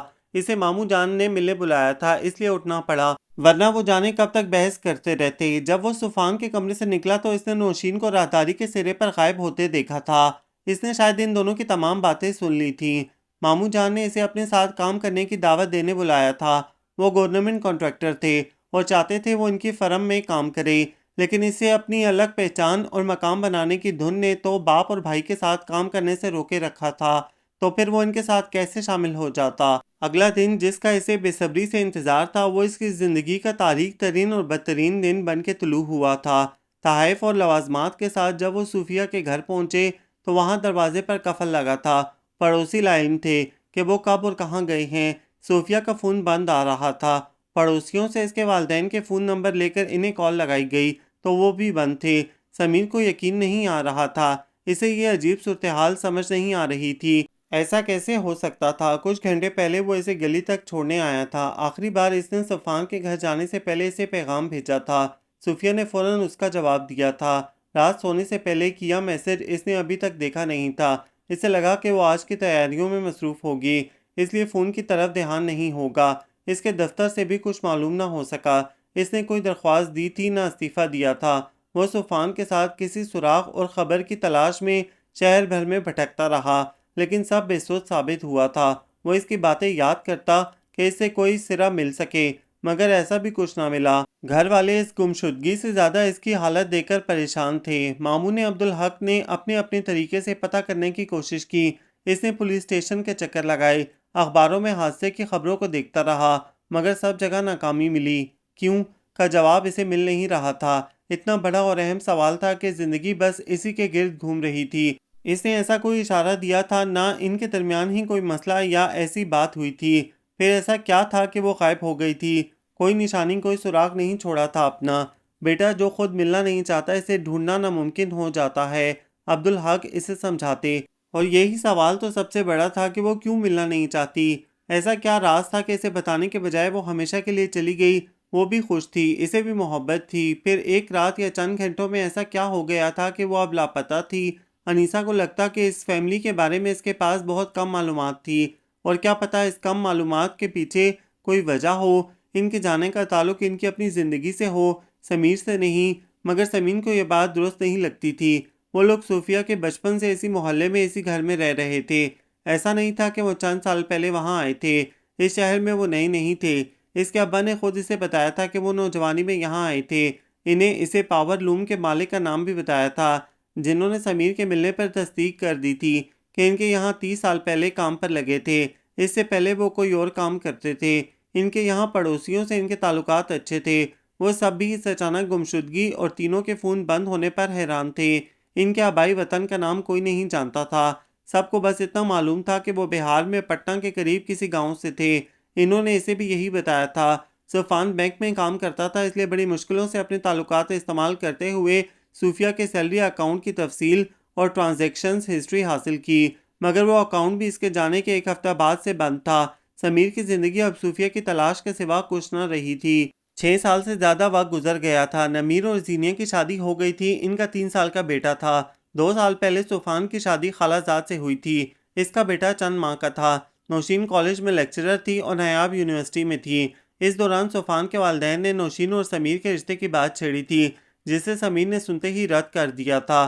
صوفان اس بات پر کئی دن تک اپنے والدین پر غصہ اور اس سے شرمندہ تھا۔ وہ دوست کا حال دل اس دنیا میں سب سے بہتر جانتا تھا۔ وہی تو سمیر کی تلاش میں اس کے شانہ بشانہ شامل تھا۔ اس کے بعد نوشین نے جس طرح رشتوں اور شادی سے انکار کیا، سب اس کی سمیر میں دلچسپی سے آگاہ ہو گئے تھے۔ صوفیہ کی تلاش اور انتظار ہنوز جاری تھا۔ 6 سالوں سے وہی سوال تھا، وہی سوچیں تھیں اور وہی اندیشے اور فکریں۔ کیلنڈر بدلے تھے مگر اس کے لیے کوئی تبدیلی نہیں آئی تھی۔ جس دن وہ گم ہوئی تھی، اس کے لیے سب کچھ آج بھی اس دن جیسا ہی تھا۔ خود کو مصروف رکھنے کی تگ و دو میں چند کورس کرنے کے بعد اس نے پرانی نوکری چھوڑ دی تھی۔ اب وہ ماموں جان کے ساتھ کام کرتا تھا۔ وہ ان کی فرم میں بطور اسپیشل کنسلٹنٹ اپنے فرائض انجام دے رہا تھا، جسے اپنی خدمات دینے کے لیے اکثر شہروں گھومنا پڑتا تھا، اور یہی کشش اسے اس نوکری تک لائی تھی کہ کبھی تو کسی شہر میں وہ اسے مل جائے گی۔ وہ جلد ہی صوفان کے ساتھ مل کر اپنی الگ فرم کی بنیاد رکھنے کا ارادہ رکھتا تھا۔ سرسری ذکر ہمیشہ ہوتا تھا، مگر آج اسے سنجیدگی سے منصوبے کے ساتھ کہا تھا۔ سنگاپور سے واپسی کے بعد ضرور اس پر سنجیدگی سے غور کرتے ہیں، بلکہ پورا پلان کرتے ہیں۔ صوفان بالآخر مان گیا تھا۔ وہ بھی بینک کی نوکری چھوڑ کر کارپوریٹ جاب کر رہا تھا اور آج دفتر کی جانب سے کسی کام کے لیے شام میں سنگاپور جا رہا تھا۔ بھائی، باہر سے آئی نوشین نے اسے آواز دی۔ باہر کوئی آپ کا پوچھ رہا ہے۔ وہ یونیورسٹی سے لوٹی تھی۔ تھکی سی سب ساڑی میں وہ بردبار پروقار اور اپنی عمر سے بڑی لگ رہی تھی۔ کیسی چل رہی ہے جاب؟ صوفان باہر آیا تو اس نے پوچھا۔ اللہ کا کرم ہے۔ بھائی نے بتایا تھا آپ نے بھی زینی بھابھی کے ڈیڈ کی فرم جوائن کر لی ہے۔ ہاں، اسے تو کافی وقت ہو گیا ہے۔ وہ مسکرایا۔ ہم بھی شاید کافی وقت بعد ملے ہیں۔ وہ بھی سوگواری سے مسکرائی۔ اس کا صوفان کے یہاں آنا جانا پہلے جیسا ہی تھا، لیکن اس کی شادی کے بعد اندر کمرے کی بجائے ان کی محفل اب ڈرائنگ روم یا لان میں جمتی تھی، اس لیے اکثر کسی سے سامنا نہیں ہوتا تھا، اسی سے ملاقات ہوتی تھی۔ جو ڈرائنگ روم یا لان میں آتا اور وہ اس کی موجودگی میں ادھر آنے سے کتراتی تھی، وہ خود نارسائی کے دکھ جھیل رہا تھا، اس لیے اسے نوشین کی خاموشی کے پیچھے چھپا شور سنائی دیتا تھا۔ کچھ نایاب بھی اس کے نوشین کے لیے انکار کے بعد سے نوشین کی زندگی کی ہر چھوٹی بڑی خبر اس تک پہنچاتی رہتی تھی۔ اس کا مقصد تھا کہ اس طرح شاید سمیر کو اس کے جذبات کا احساس اور قدر ہوگی اور وہ خود ساختہ بندباز تیاگ دے گا۔ کالونی میں سوسائٹی کی میٹنگ کے سلسلے میں آئے تھے۔ صوفان بولتے ہوئے اندر آیا تو نوشین آگے بڑھ گئی۔ تیرا ٹور کب کا ہے؟ صوفان نے واپس اپنی جگہ سنبھالتے ہوئے پوچھا۔ کل نکلوں گا میں بھی۔ واپسی کی ٹکٹ 1 ہفتے بعد کی ہے، لیکن کام پر ڈیپینڈ ہے۔ جلدی بھی آ سکتا ہوں اور لیٹ بھی ہو سکتا ہے۔ تو نے انکل کو بتایا اپنی فرم کا پلان؟ ابھی تک تو نہیں، پہلے ہم دونوں سب فائنل کر لیں پھر کہوں گا۔ اتنا تو ہے کہ انہیں اچھا تو نہیں لگے گا، ان کا کوئی بیٹا نہیں ہے اور وہ تجھے اپنے ولی عہد کے طور پر دیکھتے ہیں، اس لیے تو ساتھ کام کروا رہے ہیں۔ صوفان کی بات درست تھی۔ نمیر بھائی داماد بنتے ہی آٹومیٹکلی ان کے ولی عہد ہو گئے ہیں۔ تو کنوارا ہے اور زوبیہ باقی ہے، کوئی دوسری بات کر یار، اس نے بیزاری سے کہا۔ انیسہ اور عبدالحق گاہے بگاہے اسے شادی کے لیے رضامند کرنے کی کوشش میں لگے رہتے تھے۔ تمہیں وقت ہی دیا ہے بیٹا اب تک، لیکن اب تمہارا بھی فرض ہے کہ ہم والدین کا سوچو۔ تمہارے سارے دوست اب باپ بن چکے ہیں۔ انیسہ پچھلے 10 منٹ سے مسلسل بول رہی تھیں۔ وہ اس کی اس موضوع پر خاموشی سے عاجز آ چکی تھیں۔ 6 سال کم نہیں ہوتے، سب جگہ تو تم نے ڈھونڈ لیا، اب تمہیں اس کے انتظار میں ساری عمر تو کنوارا نہیں رکھ سکتے ہم۔ نوشین پیاری بچی ہے، اور اب یہ بات کسی سے چھپی بھی نہیں ہے کہ وہ تمہیں پسند کرتی ہے۔ یہ بات تو اسے اور بھی افسردہ کرتی تھی۔ جب خود جدائی کا دکھ جھیلا تو اسے نوشین کی آنکھوں کی عبارت بھی پڑھنا آ گئی تھی۔ بھائی جان نے بھی کہا ہے کہ زینیا نہ صحیح تم اب زوبیہ کے لیے سوچ لو، وہ کتنا پسند کرتے ہیں تمہیں، سارے بھانجے بھتیجوں میں تم ان کے لیے سب سے خاص ہو، انہی کا خیال کر لو۔ ماں باپ کم نہیں تھے کہ اب اس پر نوشین اور ماموں کا بھی اندیکھا دباؤ پڑنے لگا تھا۔ کچھ بولو بھی وہ جھنجلا کر گویا ہوئیں۔ میرا جواب آپ جانتی ہیں ممی، اس نے جیکٹ بیگ میں رکھتے ہوئے کہا۔ اب مجھے نیا جواب چاہیے۔ وہاں تنہائی میں ہفتہ بھر رہ کر اچھی طرح سوچ لو اور آ کر ہاں کہہ دینا۔ اسے نہ چاہتے ہوئے بھی ان کے انداز پر ہنسی آ گئی۔ کیوں چاہتے وقت یہ بات چھیڑ دی ہے بیگم؟ عبدالحق نے اندر آتے ہوئے کہا۔ آپ کو تو چھیڑنے کی توفیق ہوتی نہیں، اس لیے، انہوں نے جل کر کہا اور کھڑی ہو گئیں۔ اب وہاں بیٹھنا فضول تھا کہ باپ بیٹا اس معاملے میں ہم خیال تھے۔ تمہیں سنجیدگی سے فیوچر کے بارے میں سوچنا تو پڑے گا بیٹا۔ بیوی کے کمرے سے نکلتے ہی انہوں نے سمیر سے کہا۔ پاپا 6 سال بیت گئے مگر مجھے کسی ایک سوال کا جواب بھی نہیں مل پایا، نہ وہ ملی نہ اس کی خبر۔ پھر میں یہ چیپٹر بند کیے بغیر دوسرا کیسے شروع کر دوں؟ لیکن آنسرز کی تلاش یا انتظار میں زندگی تو نہیں گنوائی جا سکتی ہے۔ تمہاری عمر کا گولڈن پیریڈ ویسٹ ہو رہا ہے بیٹا۔ تم سے جو کچھ کیا جا سکتا تھا سب کر لیا ہے، اسے کہیں تو اینڈ کرنا ہوگا۔ وہ اس کے سب سے بڑے حامی تھے۔ اب وہ بھی اسے آگے بڑھنے اور ماضی بھولنے کو کہہ رہے تھے تو وہ چپ ہو گیا۔ انیسہ ٹھیک کہہ رہی ہے، یہ وقت تم سنجیدگی سے سوچ کر کوئی فیصلہ کرنے میں گزارو تو بہتر ہوگا۔ کوشش کروں گا پاپا، اس نے ان کی تسلی کے لیے کہہ دیا، جبکہ سچ یہ تھا کہ وہ اب بھی اپنی زندگی میں صوفیہ کے علاوہ کسی اور کا تصور نہیں کر پاتا تھا۔ میرے اختیار میں ہو تو میں رہنے کے لیے ایسی جگہ کا انتخاب کروں جہاں انسانوں اور گاڑیوں کا شور نہ ہو، جہاں سرسراتی ہوائیں اور جھومتے درخت، ہلتے پتے اور پرندوں کی آوازیں سنائی دیتی ہوں۔ ان کا ساتھ گزرا وقت بہت کم تھا لیکن اس قلت نے شدت کو کم نہیں کیا تھا۔ 6 سال 3 ماہ 2 ہفتے اور 4 دن ہو گئے تھے اسے گم ہوئے، مگر اسے ان کے درمیان ہوئی ساری باتیں آج بھی یاد تھیں، جیسے اگتے سورج کے ساتھ اس وقت اسٹیشن پر اترتے ہی ہواؤں کے دوش پر سرسراتے پتوں کا شور، اور قریب ہی کہیں مینا کی چہچہاہٹ سن کر اس کے کانوں میں صوفیہ کی آواز گونجی تھی۔ وہ جس کی تلاش میں بنجارہ بنا تھا وہ ابھی تک اس سے اوجھل تھی۔ کاش تم یہیں ہو۔ 6 سالوں سے مسلسل دعا گو دل نے پھر تڑپ کر دعا کی، جانے یہ جگہ واقعی ویسی ہی تھی جیسی جگہ رہنے کی اسے خواہش تھی، یا یہ اس کی سوچ اور صبح کے وقت کا اثر تھا۔ یہاں تعمیر ہو رہے ایک پل کے کام کے دوران کھدائی میں زمین سے جو مٹی نکلی تھی وہ پل کو جلد نقصان پہنچا سکتی تھی۔ اسے اسی کے سدباب کے لیے یہاں بلایا گیا تھا۔ چھوٹا سا شہر بلکہ دیہات ہی تھا وہ، وہاں اس کے قابل کوئی ہوٹل نہیں تھا، اس لیے اس کا قیام محکمہ ریلوے کے گیسٹ ہاؤس میں تھا۔ کام کے بعد بوریت دور کرنے کے لیے اس کے پاس فون اور نیٹ فلکس ہی تھا۔ وہ صبح شام جب وقت ملتا وہاں کی گلیوں اور بازاروں کی خاک چھانتا پھرتا تھا۔ اس کی متلاشی نظریں یہاں بھی نامراد ہی تھیں۔ اس وقت بھی وہ کام سے واپس آ کر اکتاہٹ کا شکار تھا۔ سگریٹ کا پیکٹ اٹھایا تو وہ خالی تھا۔ اس نے ذرا دیر پہلے پلیٹ فارم پر ٹرین کا اعلان سنا تھا۔ چھوٹا سا اسٹیشن تھا جس کی دکانیں ٹرین آنے کے اوقات میں ہی کھلتی تھیں۔ وہ سگریٹ لینے اسٹیشن پر چلا آیا۔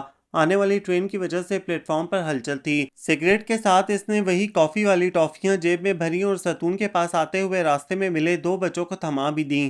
کسی کی یاد اور تلاش نے یہ اس کی عادت بنا دی تھی کہ وہ کافی کے ذائقے والی ٹافیاں کھانے اور کھلانے لگا تھا۔ سگریٹ جلا کر وہیں ستون سے ٹک کر کش لیتے ہوئے وہ دلچسپی سے مسافروں کو دیکھ رہا تھا کہ اچانک اس کی تلاش ختم ہو گئی۔ وہ سر جھکائے بینچ پر بیٹھی تھی، پھر بھی وہ اسے پہچاننے میں دھوکہ نہیں کھا سکتا تھا۔ اس کے پیروں کے پاس 3-4 بڑے بڑے بیگ دھرے تھے۔ اس کا محترم چہرہ اور ہونٹوں کی حرکت اعلان کر رہی تھی کہ وہ رو رہی ہے۔ اس کے پیروں میں ہمیشہ نظر آنے والے میری جین جوتے نہیں بلکہ سادہ سی چپل تھی۔ دوپٹہ شانوں پر نہیں سر پر جمع تھا۔ معیاری اور ٹرینڈی سوٹ کی جگہ کثرت استعمال سے اپنا رنگ کھو چکا پرانا جوڑا تھا۔ اس فاصلے سے بھی اسے چہرے کی سفیدی بری لگی تھی۔ اس کے حسین چہرے پر آنکھوں کے نیچے سیاہی اور گہرائی تھی۔ وہ سراپا اداسی اور غم تھی، تو اس کے مل جانے جیسے خوشنما معجزے کے باوجود اس وقت سمیر نے اس کے چہرے کی نمی اپنے اندر محسوس کی تھی۔ اس کے لیے صوفیہ کا غم اور خوشی دونوں متعدی تھے۔ یہ اس کے لیے ہفتہ کلیم مل جانے والی خوشی تھی، مگر اس کی اداسی اور دکھ نے اتنے فاصلے سے بھی اسے اپنے حصار میں لے لیا تھا۔ وہ سگریٹ پھینک کر آگے بڑھا تھا کہ اس کے پاس پہنچے مرد اور ایک بچی کو دیکھ کر جم گیا۔ 6 سالوں کے ہجر میں اس نے اتنی اذیت محسوس نہیں کی تھی جو اس پل اس پر گزری۔ یہ بھی تو ہو سکتا ہے جو خیال کبھی اس کے آس پاس بھی نہیں پھٹکا تھا وہ اس وقت حقیقت بنا اس کے سامنے تھا۔ اس مرد نے اس سے کچھ کہا جسے سن کر اس نے سر اٹھائے بنا نفی میں گردن ہلائی۔ کچھ کہہ کر وہ مرد بچی کا ہاتھ تھامے فوڈ سٹال کی جانب چل پڑا۔ جو بھی تھا مگر وہ تو اس کے سامنے تھی اور باقی حقیقتوں پر یہ سچ بھاری تھا۔ سمیر نے ساری ہمت مجتمع کی اور اس کے سامنے جا کر ٹھہر گیا۔ اس کے سلیپر میں قید پیر جب وہیں جمے رہے تو صوفیہ نے سر اٹھایا۔ اس وقت کا اسے جتنا انتظار تھا اتنا ہی وہ اس سے ڈرتی بھی تھی۔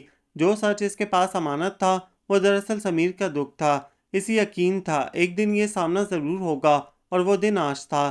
سمیر کی بھری آنکھوں میں پرمسرت سا ناراضی بھرا شکوہ تھا۔ وہ کچھ کہتا اس سے پہلے صوفیہ نے تواتر سے گرتے آنسوؤں کے درمیان کہا، آج تعزیت کا موقع ہے۔ سمیر کے تصور میں اسے کہا اپنا پہلا لفظ اور وہ منظر جھلملایا تھا۔ اس کے لیے تو یہ بھی خوشی کا موقع تھا، ایک اور مبارکباد کا مقام۔ ہم پھر ملے ہیں، ایک اور اتفاق ہوا ہے، کانگریچولیشنز۔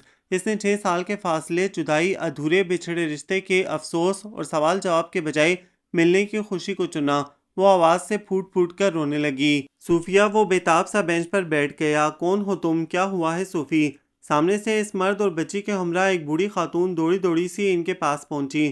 السلام علیکم، سمیر نے کھڑے ہو کر سلام کیا۔ خاتون نے بازو میں بیٹھ کر صوفیہ کو ساتھ لگایا۔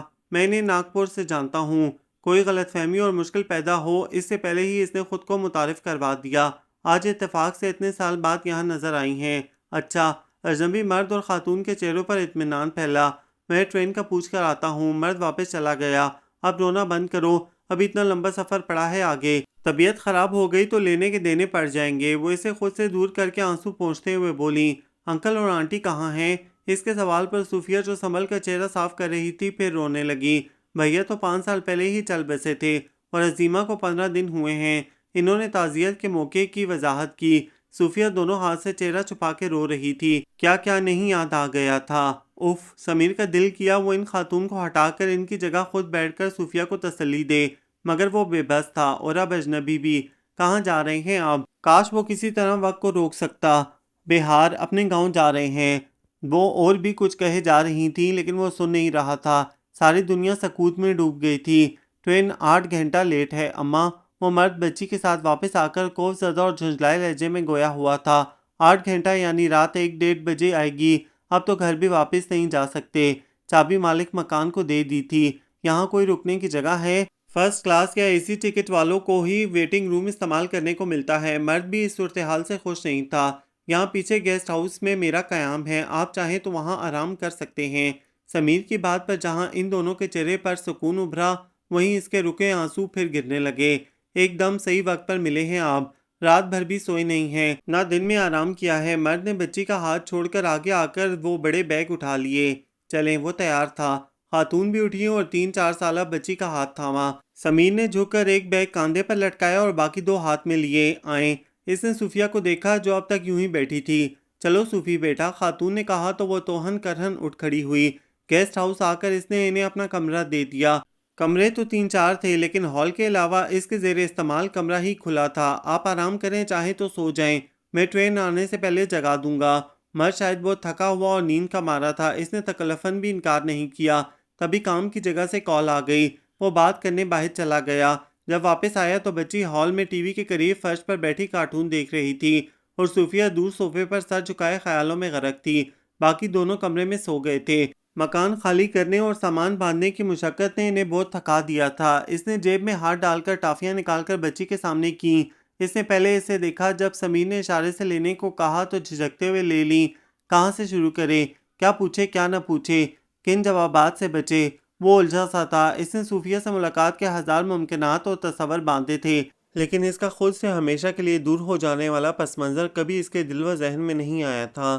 فون سوئچ آف کرتا، وہ صوفے کے ساتھ والی سنگل کرسی پر بیٹھا تو وہ چونک کر سیدھی ہوئی۔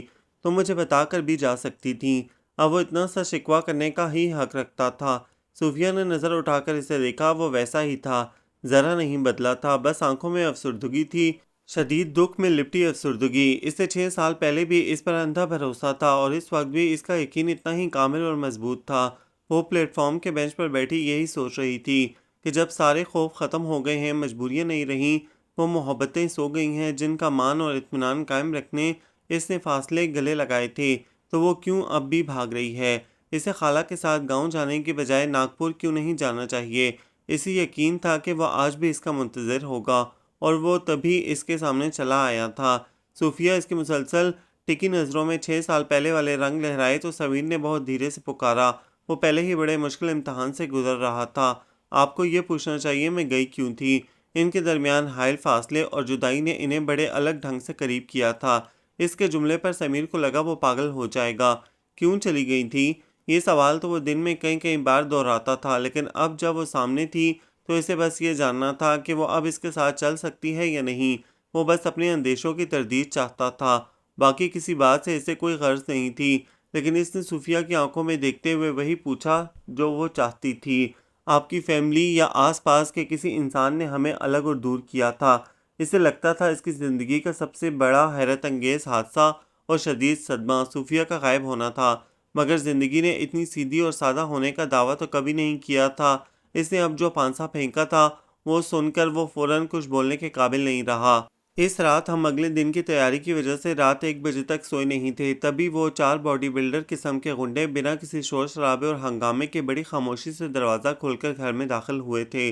انہوں نے دروازہ بند کیا اور ہم کچھ سمجھتے اس سے پہلے امی ابا کو قابو کر کے ان کے منہ پر ٹیپ لگایا اور میرے منہ پر ہاتھ رکھ کر مجھے اپنے گھیرے میں لے کر ابا سے کہا، ہم ابھی آپ کی بیٹی کے ساتھ جیسا چاہے سلوک کریں تو آپ کیا کر لیں گے؟ یا ابھی سب کو بے ہوش کر کے مار کے گھر کو آگ لگا دیں تو؟ کل آفس جاتی آپ کی بیٹی کو اٹھا کر کسی کنویں یا چلتی ٹرین کے سامنے چھوڑ آئے یا اس پر ہی کار چڑھا دیں تو؟ یا ایسے آدمرا کر کے دن دہاڑے آپ کے دروازے پر پھینک جائیں تو؟ سمیر کے لیے ان باتوں کو سننا اور ان پر عمل کرنا جتنا مشکل تھا، اس سے زیادہ یہ حقیقت قبول کرنا کہ یہ سب اس پر گزر چکا تھا۔ امی ابا کے منہ بند تھے، وہ تھر تھر کانپ رہے تھے۔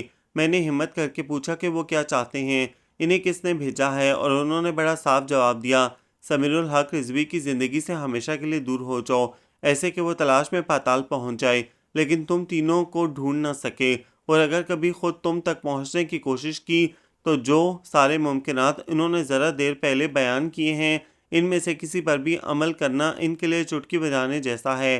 پھر میرا بھی منہ بند کر کے ہاتھ پیر باندھے اور جو تھوڑا بہت سامان تھا وہ خود ہی پیک کیا اور اسی خاموشی سے باہر لے جانے لگے۔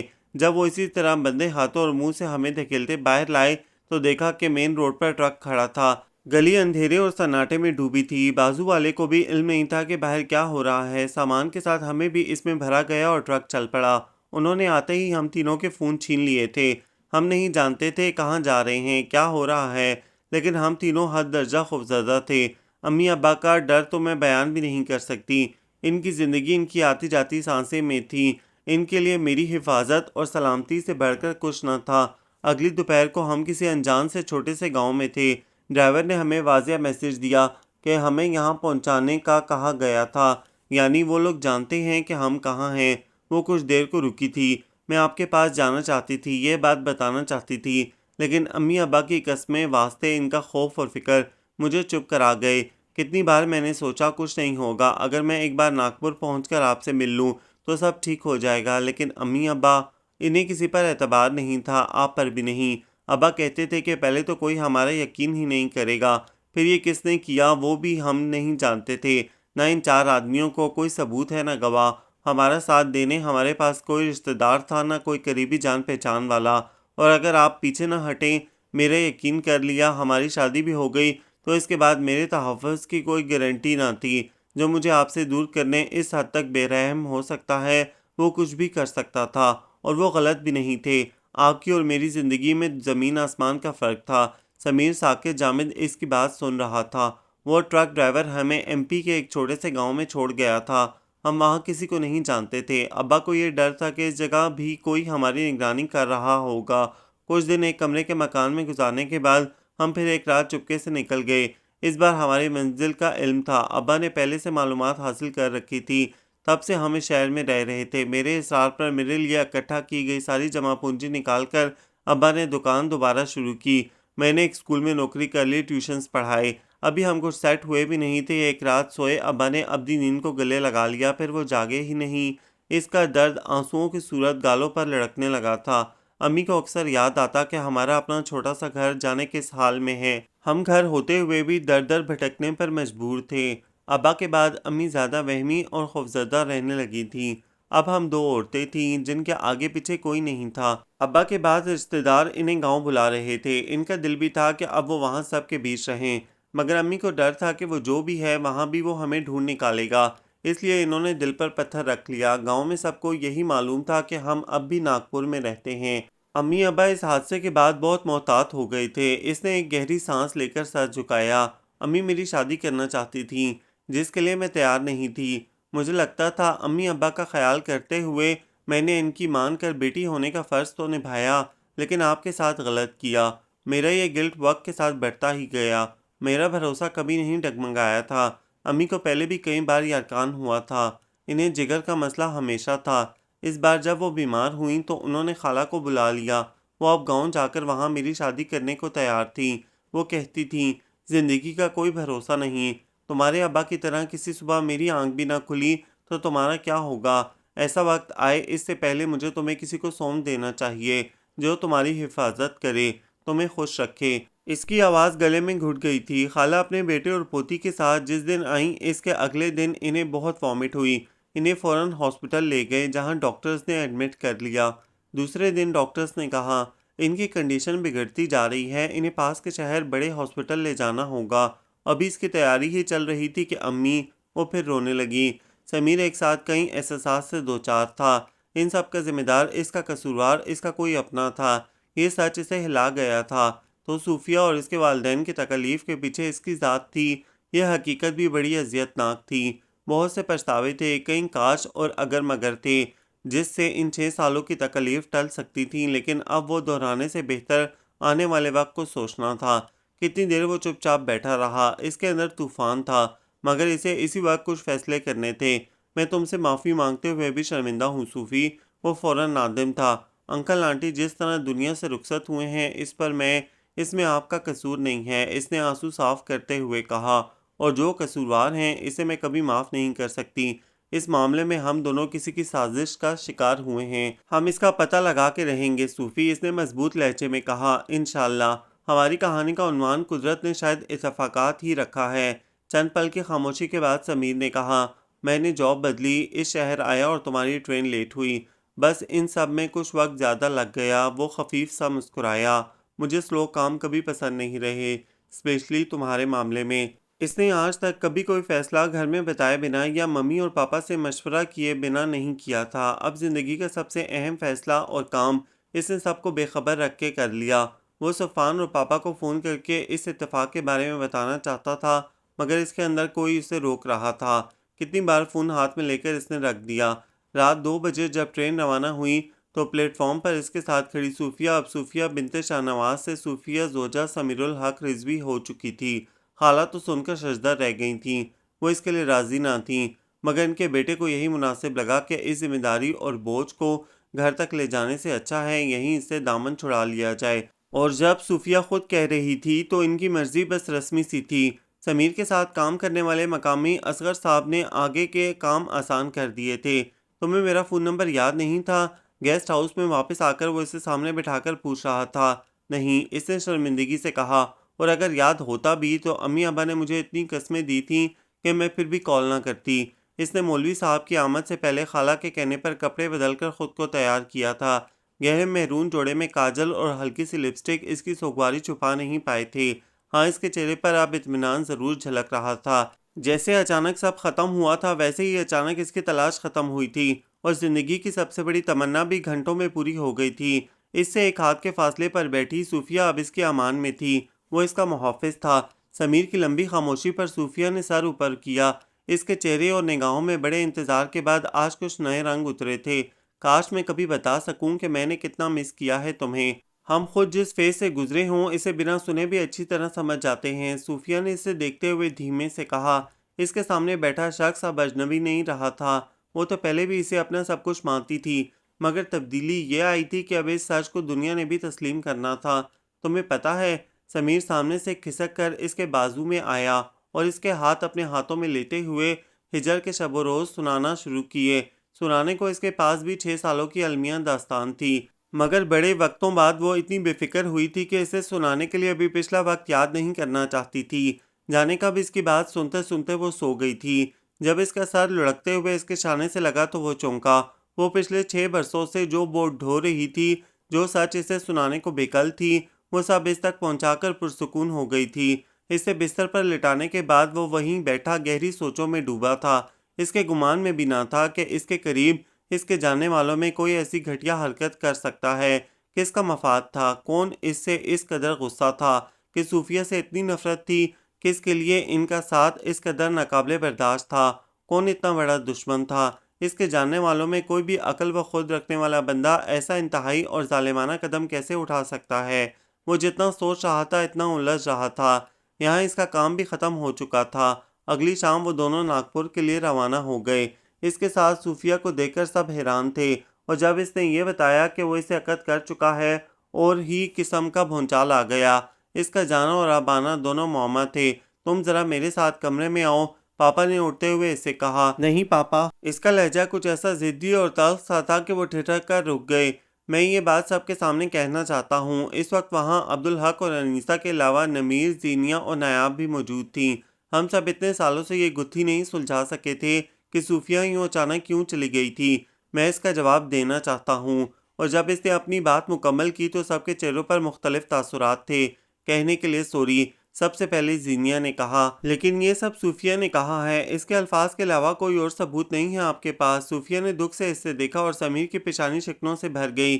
اس انسیڈنٹ کی سچائی پر کوئی سوال نہیں اٹھائے گا۔ عبدالحق کی آواز تحکمانہ تھی۔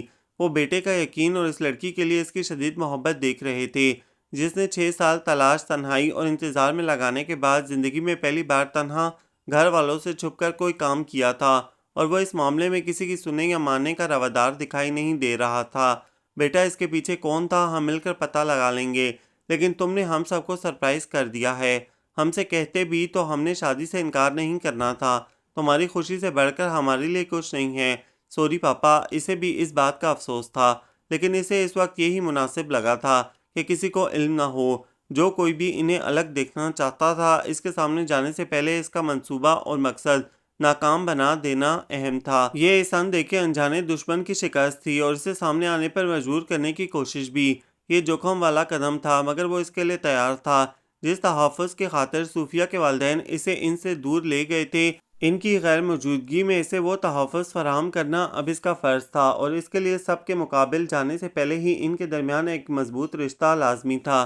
نایاب بیٹا، صوفیہ کو اندر لے جاؤ، انہوں نے بیٹی سے کہا، اور نایاب نے آگے آ کر صوفیہ کو اٹھایا۔ اس وقت وہاں واحد نایاب تھی جو بھابھی کے لیے پرجوش اور خوش تھی۔ اسے وہ نازک اور خوبصورت لڑکی 6 سال پہلے بھی بے انتہا پسند آئی تھی۔ بیگم ان دونوں کے کمرے سے جاتے ہی وہ بیوی کی سمت مڑے۔ اب ہمیں جلد سے جلد ولیمہ پلان کرنا ہے۔ ایسی بھی کیا بے صبری تھی۔ انیسہ نے آ کر اس کے شانے پر ایک دھپڑ رسید کیا۔ طریقے سے کرتے شادی، سارے ارمان ملیا میٹ کر دیے میرے۔ میں گھر میں فون کر کے بتا دیتی ہوں، زینیہ نے کمرے سے جاتے ہوئے کہا۔ انیسہ اسے روکنے لگی تھی کہ عبدالخالق نے ٹوکا، جانے دو، یہ بات چھپ نہیں سکتی، اور ہمیں کس کا ڈر، آگے کا سوچو، بڑے کام ہیں اور وقت کم۔ پھر وہ سب ولیمے کی تیاریوں میں لگ گئے۔ اس نے گھر پہنچنے سے پہلے ہی صفان کو میسج کیا تھا۔ ایک اور اتفاق، اور وہ ڈرتا ہوا آیا۔ سمیر کو برا لگ رہا تھا کیونکہ اسے محسوس ہوتا تھا صفان اس کے اور نوشین کے لیے پر امید ہونے لگا تھا۔ جیسے وہ صوفیہ کا منتظر تھا، ویسے ہی 6 سالوں سے نوشین بھی تو اس کا انتظار کر رہی تھی۔ بڑی دھوم دھام اور اہتمام کے ساتھ ان کا ولیمہ ہوا۔ شاداب بھی آسٹریلیا سے آ گئی تھی۔ ماموں جان نے برملا مذاق کرتے ہوئے اس سے کہا، تو آخر تمہیں میرا داماد بننا ہی نہیں تھا؟ جی ماموں جان، میں آپ کا بیٹا ہی اچھا ہوں۔ صفان بھی والدین اور بہنوں کے ساتھ شریک ہوا تھا۔ نوشین نے مسکرا کر انہیں مبارکباد دی، صوفیہ کو گلے بھی لگایا، اور سمیر نے دل کی گہرائیوں سے دعا کی کہ وہ اسے بھول جائے، آگے بڑھ کر کسی اور کا ہاتھ تھام لے۔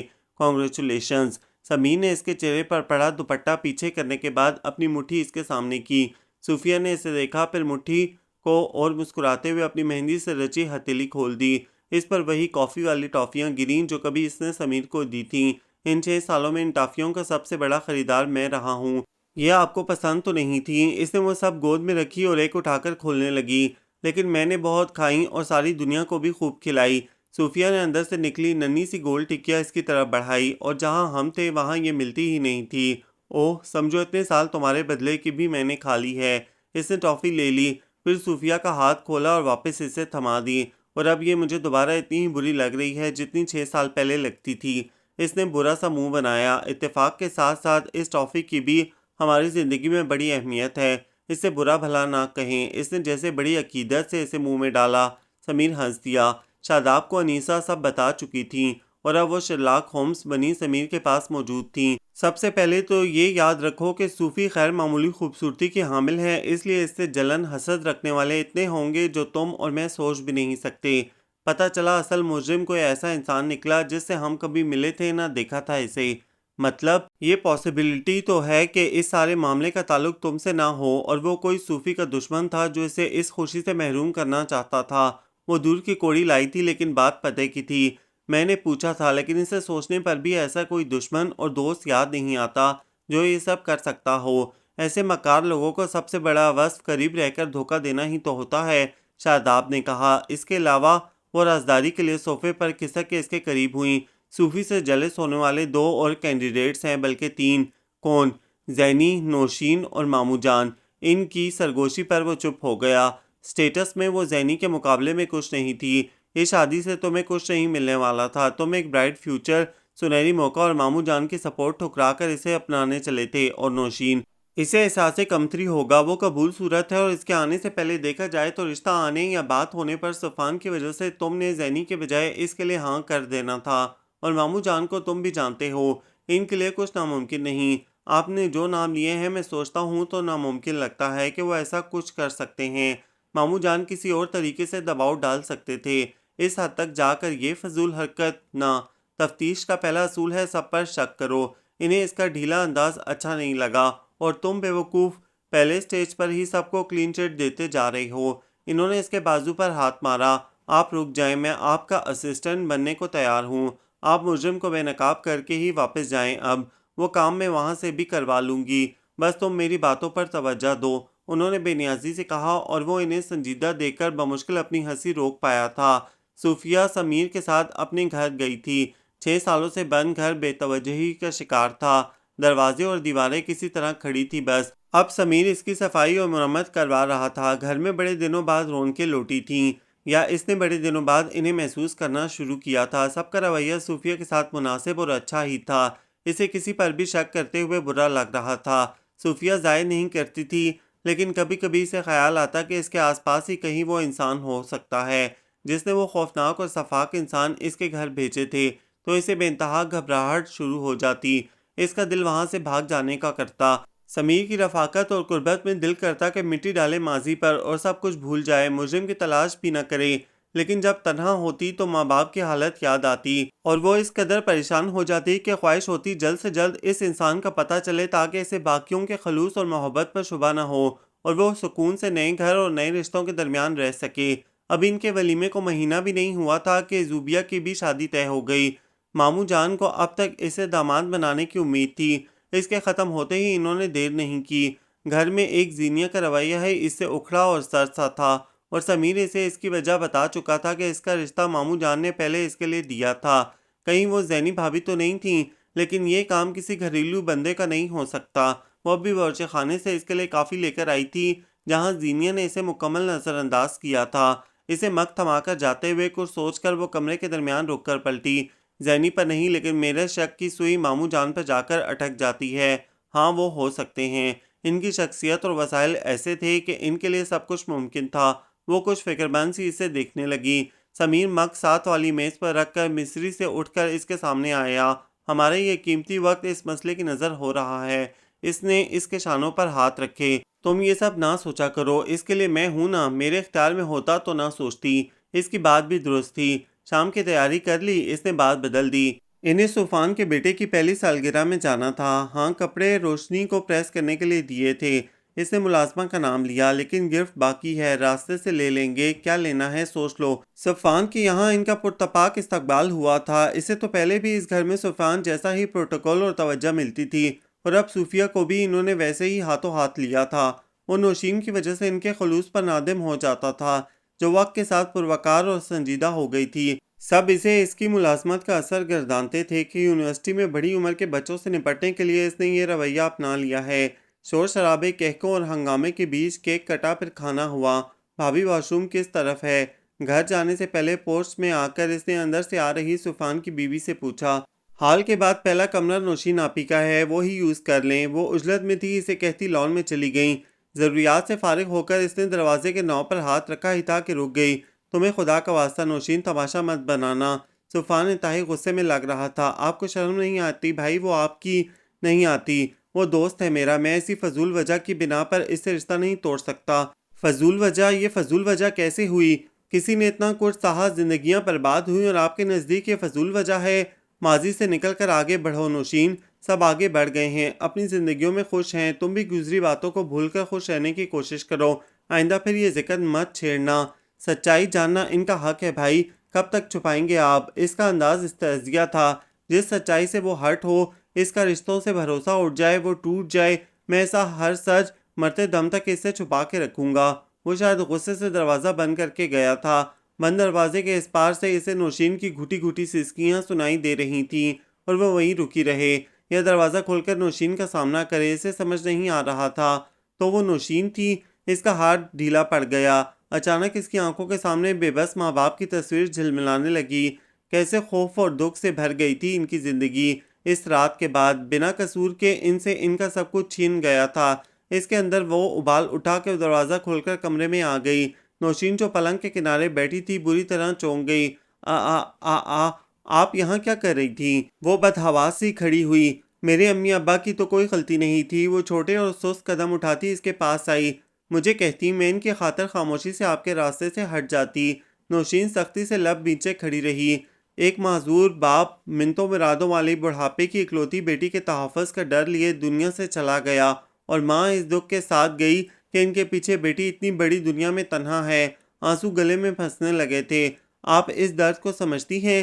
یہ ساری عمر کا عذاب ہے۔ آپ کے دل کو واقعی محبت نے چھوا ہوتا تو کبھی ایسا نہیں کرتی تھی آپ۔ نوشین تڑپ اٹھی۔ سمیر کے بعد کسی نے آپ کو پاگلوں کی طرح ڈھونڈا ہے، دعائیں اور منتیں مانگی ہیں تو وہ میں ہوں۔ اس نے اپنے سینے پر ہاتھ رکھا۔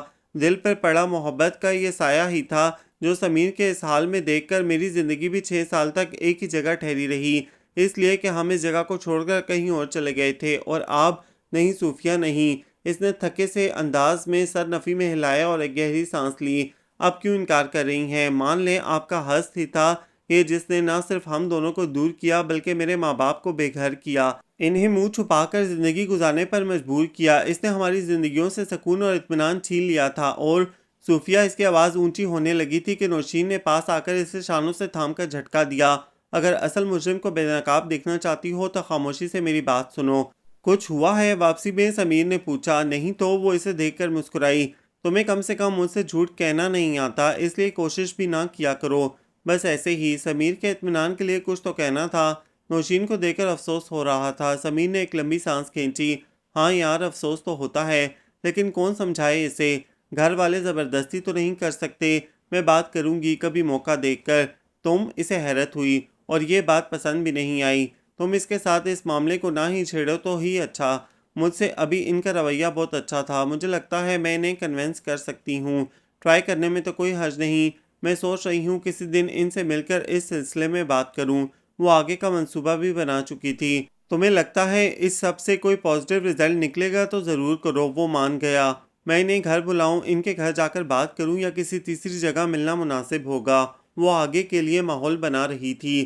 میرے خیال سے تو کسی تیسری جگہ تم دونوں زیادہ کمفرٹیبل ہوں گی۔ ایسا ہی کرتی ہوں۔ اس دائمی دنیا سے پہلے اس عارضی بستی میں بھی سب اپنی قیامت سے گزرتے ہیں، اور چند ایک کے اعمال کا محشر بھی یہیں لگ جاتا ہے۔ آج ان دونوں کے لیے یہ ایسا ہی دن تھا، ان کی قیامت اور محشر کا دن۔ پھوپھا کو دل کا دورہ پڑا تھا اور وہ اسپتال میں تھے۔ خبر ملتے ہی نوشین کے والدین اس کی پھوپھو کے یہاں امراوتی جانے کے لیے گھر سے نکلے تھے۔ صفوان کی بیوی بیٹا اپنی امی کی طرف تھی۔ اسے بلانے کے بجائے نوشین نے چھٹی کر لی تھی۔ وہ ہال میں بیٹھی ریموٹ سے چینل بدل رہی تھی کہ غصے سے بل کھاتا صفوان اس کے سر پر آن کھڑا تھا۔ تم صوفیہ سے کیوں مل رہی ہو؟ اسے سچ بتانے کے لیے، اس نے سرد اور مضبوط لہجے میں جواب دیا۔ کیوں؟ کیوں؟ تم اس سچ کے پیچھے پڑی ہو؟ وہ بری طرح جھنجھلایا ہوا تھا۔ بھول کیوں نہیں جاتی اسے؟ اس کا بس نہیں چل رہا تھا کہ نوشین کو کہیں غائب کر دے۔ سب کچھ نارمل ہو گیا ہے، لوگ اور چیزیں اپنی جگہ پر ہیں، سب خوش ہیں، تو تم کیوں اسے برباد کرنے پر تلی ہو؟ کیونکہ میرا ضمیر، اس نے بھائی کی آنکھوں میں دیکھا، زندہ ہے۔ وہ اس فریب اور جھوٹ سے پردہ اٹھانے کے بعد ہی مطمئن ہوگا۔ تم کس بات کا بدلہ لے رہی ہو مجھ سے نوشین؟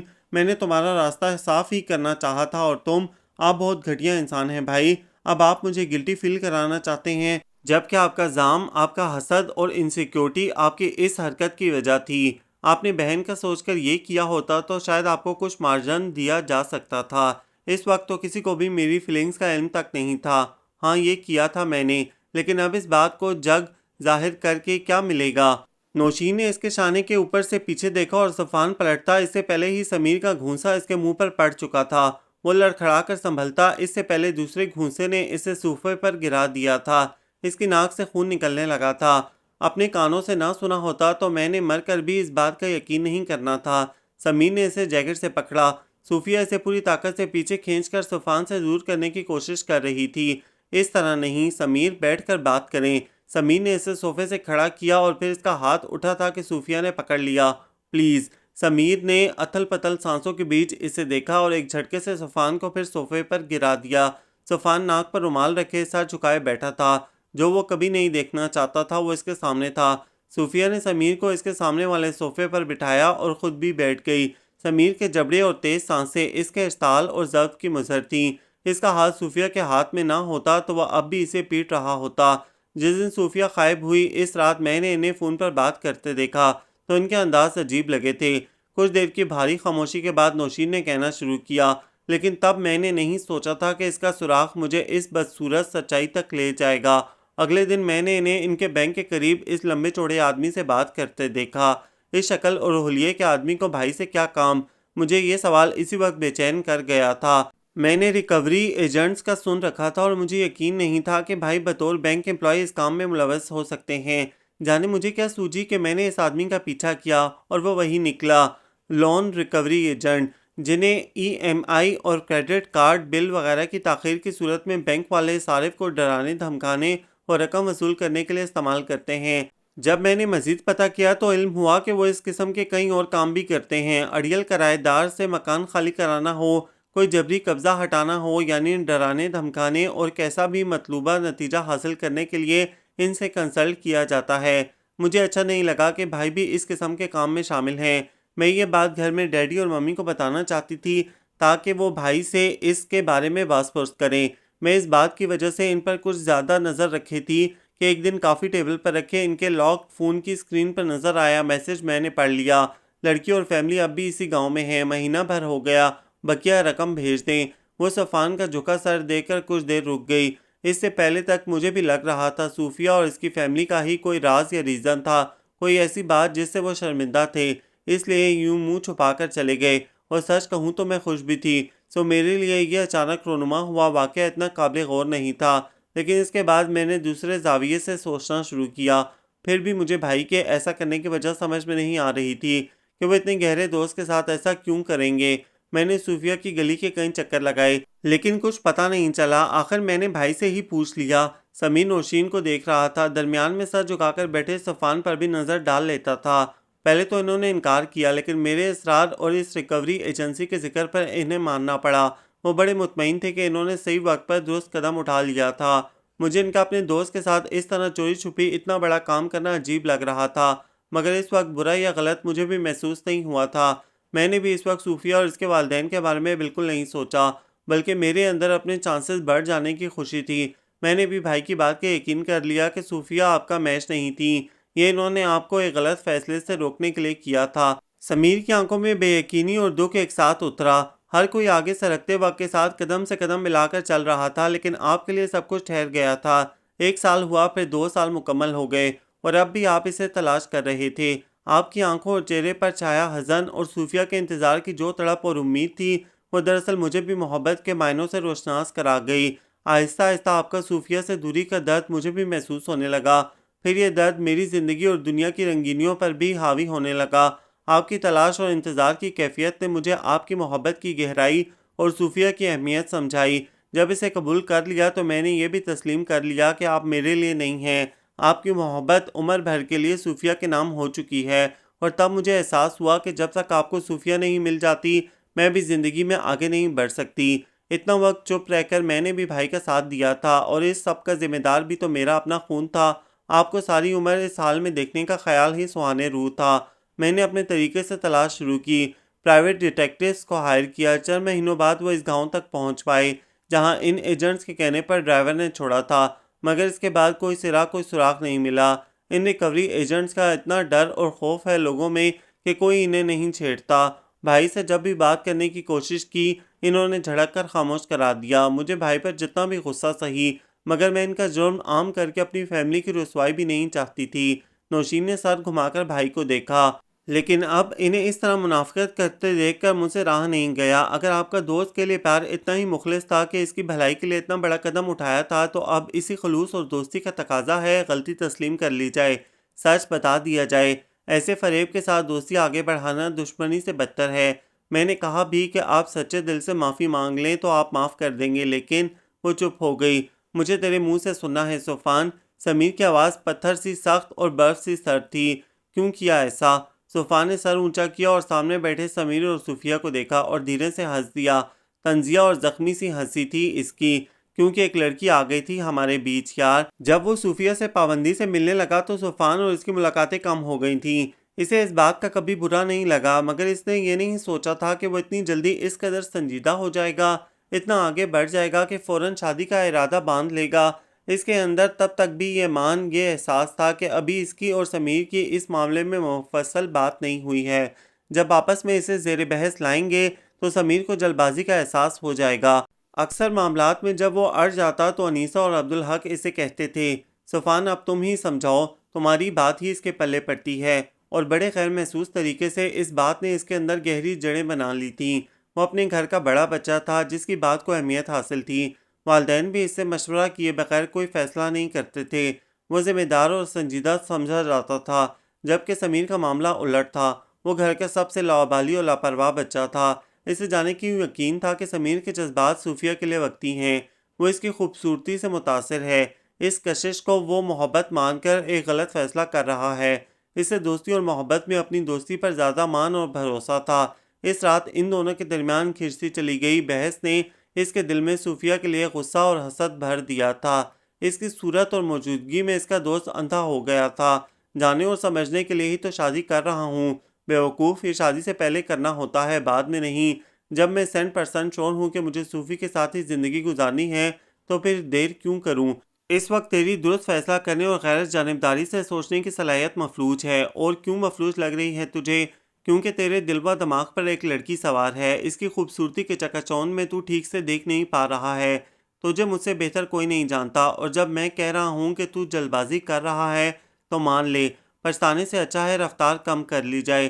مزید 6 مہینہ 1 سال اس کے ساتھ بتا، پھر دیکھنا تو راستہ بدل لے گا یا وہ۔ صوفان، سمیر سنجیدگی سے بولا تھا، صوفیہ کے لیے میری فیلنگز وقتی نہیں ہیں۔ میں آج سے پہلے کسی بات پر اتنا شور نہیں تھا جتنا اس بات پر ہوں کہ مجھے صوفیہ کے علاوہ کبھی کوئی پسند نہیں آئے گا، نہ کسی سے ایسی محبت ہوگی۔ تو میرے جذبات کا اندازہ اس بات سے لگا لے کہ میں اب اس سے دور نہیں رہنا چاہتا۔ وہ اس کی آنکھوں میں دیکھ کر کہہ رہا تھا، اور صوفان کو اس کا یہ غلط یقین ایک عجیب بے بسی اور بے چینی سے ہمکنار کر گیا۔ وہ چند دنوں کی آشنائی کی وجہ سے اس کی بات سے انکار کر رہا تھا۔ ہمیشہ اس کا مشورہ آنکھ بند کر کے مان لینے والا دوست ایک لڑکی کے حسن کی وجہ سے اسے رد کر رہا تھا۔ صوفیہ کے لیے ناگواری کی ایک تیز لہر اس کے اندر ابھری تھی۔ اس نے صوفیہ کو اتنی اہمیت کبھی نہیں دی تھی۔ اس کے مطابق ایک غیر معمولی، کچھ فلمی سی پہلی ملاقات، اور اس کے حسن کی وجہ سے وہ سمیر کے حواسوں پر سوار تھی، ورنہ وہ کسی زاویے سے اس کے لائق نہیں تھی۔ اگر بات بڑھ کر گھر تک پہنچ بھی گئی تو سمیر کے والدین نے انکار کر دینا تھا۔ اس کی ممی اسے نوشین کے بارے میں سمیر کی رائے پوچھنے کا کئی بار کہہ چکی تھی، لیکن وہ دوستی کے بیچ رشتہ داری نہیں لانا چاہتا تھا۔ ان دونوں کا مشترکہ فیصلہ تھا کہ کم سے کم 2 سال تک تو انہیں شادی نہیں کرنا ہے۔ زینیہ کے لیے انکار کی وجہ بھی یہی تھی کہ وہ اس جھنجٹ میں پڑنا نہیں چاہتا تھا، لیکن صوفیہ نے سارے ممکنات اور متوقعات بدل دیے تھے۔ کوئی لڑکی اتنے کم دنوں میں طبقاتی فرق کے باوجود شادی کے لیے راضی بھی نہیں ہوتی، وہ بھی مقابل کو جاننے پرکھنے میں وقت لیتی ہے۔ لڑکی کے والدین بھی اتنی جلدی کسی اجنبی پر اعتبار نہیں کرتے۔ ہاں، اگر محبت یا پسند کے بجائے اس کی ترجیح دولت اور آسائش ہو تو پھر شادی کے علاوہ باقی بے معنی باتیں ہیں۔ وہ جتنا سوچ رہا تھا اسے صوفیہ کی طرف سے سب کچھ بناوٹی اور مصنوعی لگ رہا تھا۔ اسے اس کا مقصد دولت لگا تھا۔ آنیسٹلی مجھے لگتا ہے تجھ پر عشق کا بھوت سوار ہے۔ جب یہ اترے گا تو تجھے جلد بازی کا احساس ہوگا، اور تب دیر ہو چکی ہوگی۔ میری اس بات کے بعد بھی تو 100% شور ہے کہ بعد میں پچھتائے گا نہیں۔ کوئی اور موقع ہوتا تو سمیر سارے معاملے اور فیصلے پر دوبارہ غور کرتا۔ نہیں میرے یار، اس نے پوری یقین سے کہا، ساری زندگی میں اتنا شور کسی بات پر نہیں تھا جتنا صوفی کے معاملے میں ہوں۔ اس بار تیرا اندازہ غلط ہے۔ عام سا جملہ تھا، لیکن اس وقت وہ اس کے دل میں بھالے کی طرح کھپ گیا۔ اس کے اندر کہیں شدید خواہش ابھری کہ وہ اس لمحے کو کسی طرح قید کر لے اور مستقبل میں سمیر کو دکھائے جب وہ پچھتا رہا ہو کہ دیکھ کتنا درست کہا تھا میں نے، اور تو کتنا غلط تھا، مجھ سے زیادہ تجھے کوئی جان ہی نہیں سکتا، تو بھی نہیں۔ اس کے لیے دوست کی بات اس کے تجزیے اور اندازے سے زیادہ اہم وہ چند دن کی شناسائی ہو گئی تھی۔ حاسد افراد کی عموماً فطرت ہی ایسی ہوتی ہے کہ وہ خود کو جلن سے روک نہیں پاتے ہیں، اور اسی وجہ سے ان کا مزاج سب پر عیاں ہو جاتا ہے۔ لیکن کبھی کبھی کسی نیک فطرت انسان کے لیے ایک لمحہ، ایک جملہ، ایک واقعہ اور ایک انسان ایسی شدید جلن کا باعث بن جاتا ہے کہ وہ پل بھر میں مکمل بدل جاتا ہے۔ عام حالات کے برخلاف یہ شدید منفی احساس اور کسی کی موجودگی یا اہمیت ایک جھٹکے میں اسے اپنے مقام سے بہت نیچے لے جاتی ہے۔ کسی دوسرے کی وجہ سے اپنی ذات بات رد ہونا پل بھر میں ہی خشک لکڑیوں کی آگ ہے جو کم وقت میں بھڑک کر کرب و جوار کو جھلسا دیتی ہے۔ یہاں جلن کی یہ آگ سوچ، سمجھ، نیت، عقل، رشتے سب کو جلا کر راکھ کر گئی تھی۔ ہم یہ جذبہ عورتوں سے ہی منسوب کرتے ہیں۔ ان کے اتنے قصے اور ثبوت دنیا میں عام ہیں کہ جلن عورت کا دوسرا نام بن گیا ہے، مگر یہ جذبہ بلا تفریق جن سب کو ڈستا ہے۔ صوفان کو بھی ڈس گیا تھا۔ دوسرا اسے سمیر کو اس سے زیادہ جاننے کا زام تھا۔ جب ہم خود کو دوسروں کے فیصلے کرنے کا اختیار خود ہی مختص کر دیتے ہیں تو زیادتی تو ہونا ہی ہے۔ شخصی آزادی کے خلاف یہ زبردستی کا مان اکثر خسارے کا سودا بنتا ہے۔ اسے کسی طرح سمیر کو ثابت کرنا تھا کہ اس کا اندازہ درست ہے۔ وہ اسے خود سمیر سے زیادہ بہتر جانتا ہے۔ دوستی کی معراج پانے کی خاطر دوست سے اس کی محبت دور کرنا ضروری ہو گیا تھا۔ وہ تصور میں سمیر کو ہاتھ جوڑے اس بات کا اعتراف کرتے دیکھ رہا تھا۔ مان گیا یار، تو صحیح تھا، اگر تو نہ بچاتا تو میں نے اس سے شادی کر لینا تھی اور پھر اب تک پچھتا رہا ہوتا۔ اس کے بعد پیسہ اور وسائل موجود تھے، اس لیے کوئی مشکل پیش نہ آئی، اور جیسا اس نے چاہا وہ کر دکھایا۔ اس نے اس سارے منظر میں صوفیہ اور اس کے والدین کے ساتھ ہو رہی زیادتی اور ظلم کا سوچا ہی نہیں تھا۔ وقت نے ثابت کیا کہ معراج پانے کی صحیح میں بلندی کے بجائے اسے اپنے کھوکھلے دعوے کی گہرائی ملی تھی۔ سمیر کا خود پر یقین غلط تھا، نہ محبت کا دعویٰ۔ سارے دعوے اور اندازے صوفان کے غلط ثابت ہوئے تھے کہ دوسرے انسان کے جذبات کے بارے میں ہماری سوچ ہمیشہ درست نہیں ہوتی ہے۔ صوفان کے چپ ہونے کے بعد بڑی دیر تک کمرے میں سناٹا چھایا رہا۔ سمیر کے چہرے پر غصے کے تاثرات ہلکے اور دکھ کے گہرے تھے۔ ان سب میں پہلے صوفیہ گویا ہوئی۔ ایک جان دو کالب کے اصطلاح میں بھی کالب دو رکھے گئے ہیں، اسی لیے کہ ایک سے دل ناممکن ہے۔ دوستی میں بھی ساتھ جینے مرنے کا یقین اور احساس ایک سا ہو سکتا ہے، ایک دوسرے کے لیے محبت بھی ایک سی، مگر دل کے معاملات ہر دو فرد کے مختلف ہوتے ہیں۔